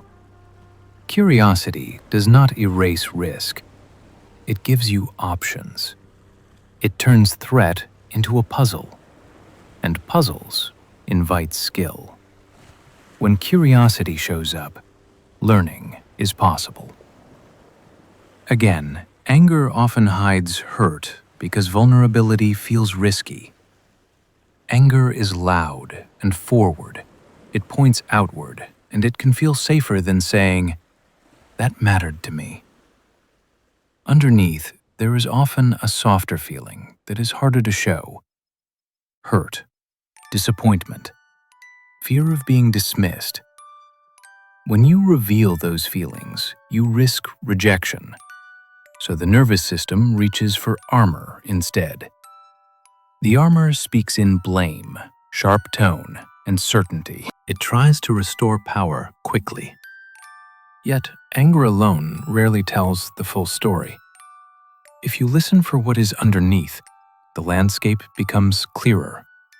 You might realize you are angry because you felt ignored. You might realize you are angry because you felt embarrassed in front of others. That insight can change what you do next. Instead of attacking, you can name the impact. You can ask for repair. You can set a boundary without humiliation. Anger has useful energy, but the direction improves when you find the hurt it is guarding. Anxiety is future-focused, while sadness often looks backward. Anxiety lives ahead of you. It imagines what could happen, then prepares the body as if it is already arriving. Your mind runs scenarios, and your muscles brace for a future that might never come. Sadness often leans the other way. It looks at what has already been lost, what changed, and what cannot be returned. It slows the body, and it pulls attention inward toward meaning. These directions can feel very different in your chest. Anxiety is restless and sharp. Sadness is heavy and quiet. Knowing the difference can help you choose the right care. Anxiety often responds to grounding, planning, and reassurance through action. Sadness often responds to connection, rest, and permission to grieve. You do not need to judge either one. Each has a job. Anxiety tries to protect the future. Sadness tries to honor the past. When you know which direction you are facing, you can stop using the wrong tools. Contentment is not laziness. It is a signal of enough. Contentment can be misunderstood because it is not flashy. It does not shout. It settles. It is the feeling of having what you need right now and of not needing to chase in this moment. For a nervous system, that is meaningful information. It says the environment is safe enough to rest, digest, and recover. It also supports wiser decisions. When you are content, you are less driven by desperation and more able to choose from your values. This does not mean ambition disappears. It means ambition is no longer fueled by emptiness. Contentment can appear after a good meal, after finishing a task, or during a quiet evening when nothing needs fixing. Many people resist it because they fear losing momentum. Yet, contentment can actually protect momentum. It prevents burnout and keeps reward circuits sensitive to real pleasures. If you never allow enough, the mind stays hungry and nothing satisfies. Contentment is not giving up. It is arriving for a moment, then moving on with a steadier heart. Love can be quiet, built from reliability rather than fireworks. Some love is dramatic and bright, but lasting love often sounds like ordinary life. It is the message answered. It is the promise kept. It is the steady presence that remains when things become messy. Reliability builds safety, and safety allows the nervous system to soften. When you trust someone's consistency, your brain stops scanning for sudden abandonment that frees attention for play, intimacy, and growth. Quiet love also shows up in tiny habits. Making coffee the way they like it. Remembering an important date without being asked. Listening without turning it into a competition. These moments are not viral, but they are powerful because they repeat over time. They become evidence. Fireworks can be thrilling, but they can also be unpredictable. Reliability is a different kind of romance. It says, "You can rest with me." It says, "I will still be here tomorrow."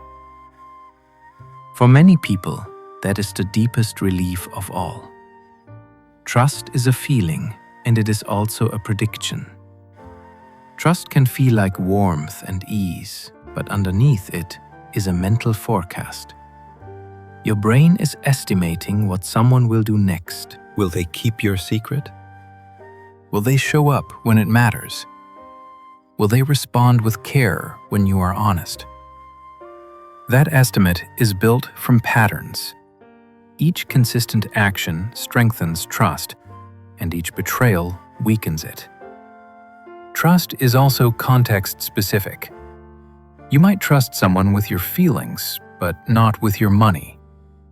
You might trust a friend to be kind, but not to arrive on time. The body participates too. When trust is high, your posture opens and your voice steadies. When trust is low, your system prepares for harm, even if you smile.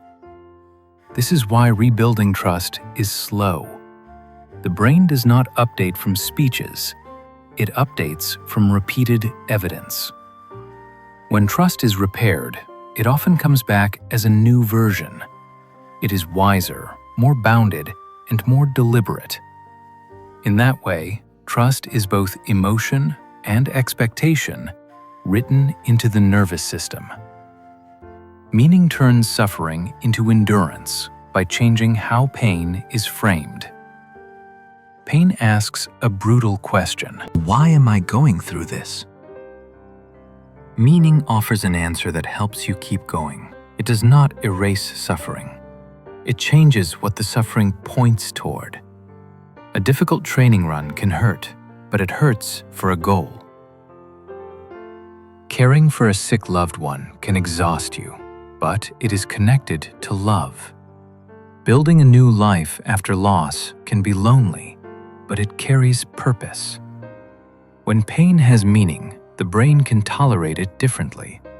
It becomes part of a story rather than a senseless attack. Meaning can come from values, faith, community, or a promise you made to yourself.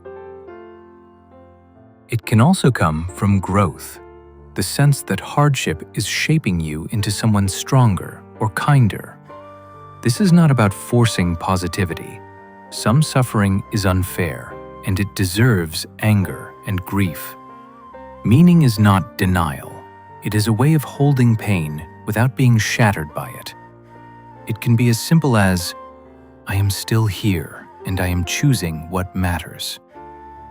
Your values shape feelings because they decide what counts as loss. A loss is not only an event. It is an event measured against what you care about. If you value fairness, betrayal will burn. If you value belonging, exclusion will sting. If you value competence, mistakes may feel like danger. Values act like invisible rulers that measure what happens, and feelings arise from those measurements. This is why two people can react differently to the same outcome.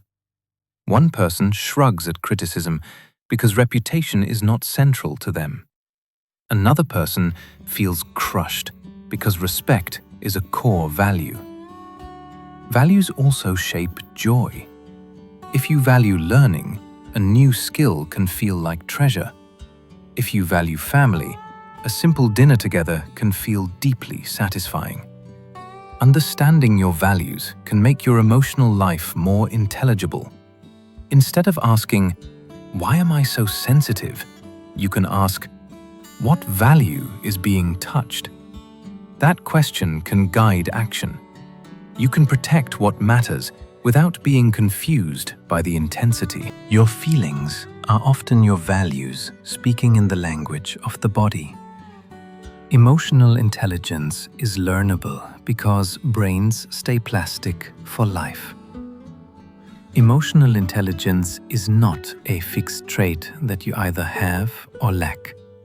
It is a set of skills, and skills can grow. You can learn to notice early signals in your body like clenched jaw, racing thoughts, or a hollow tiredness. You can learn to name what you feel with more precision, which makes responses more accurate. You can learn to pause before reacting, even if the pause is only one breath. You can learn to listen for what another person is needing beneath their words. None of this requires becoming calm all the time. It requires becoming aware, then becoming intentional. The brain supports this learning through plasticity, which is the ability to rewire with practice. Each time you choose a better response, you strengthen that pathway. Over time, the better response becomes easier. Emotional intelligence also grows through feedback. Honest conversations, therapy, coaching, and reflective journaling can all speed the learning. It is not about being perfect. It is about being more skillful more often. Feelings are information, and they become wisdom when you listen well. A feeling is a signal about something that matters. Fear can signal danger or uncertainty. Anger can signal a boundary. Sadness can signal loss. Joy can signal alignment and connection. The problem is that signals can be noisy. A feeling can be amplified by tiredness, stress, or old memories. Listening well means treating emotion as data, not as a command. You pause and ask, what is this pointing to, and what else is true? You check the evidence in the world, and you check the evidence in your body. Then you choose. Wisdom is not ignoring feelings. It is integrating them with values, context, and long-term goals. That integration can change your whole life. You stop being dragged by every wave, and you start using the waves for navigation. You can honor fear while still moving forward. You can honor anger while choosing respect. You can honor grief while still building a future. When you listen well, feelings become guides instead of storms. As we reach the end of our journey through emotion, notice what we have truly been exploring. Not something vague or distant, but a living system moving through your body and mind all day and all night. We traveled through how emotions begin as physical signals and then turn into stories you can recognize. We traced how connection can soften stress, how language can sharpen self-understanding, and how attention can shape what a moment becomes inside you. We touched on the strange truth that memory is not a museum. It is a river, and each return reshapes the water. Feelings can spread through crowds, echo through music, and return in dreams. They can appear in animals, in childhood, in change, and in healing. They can protect you, drive you, and sometimes mislead you when the body is tired or the world feels uncertain. Yet again and again, the theme is the same. Emotions are information. When you listen with care, they can become wisdom. If you enjoyed this sleepy science journey, you can support the channel by liking, subscribing, or sharing a thought in the comments. It helps more curious minds find a calm place to land. And if you're still awake, there should be another video waiting on your screen. You can let it play and drift into a new topic, like turning the page of a book you do not need to finish tonight. For now, let your shoulders sink a little lower. Let your jaw unclench. Feel the weight of the day sliding off one small piece at a time. Allow your breathing to slow, unforced, and steady. You do not need to solve anything. You only need to rest, sleep well, and good night.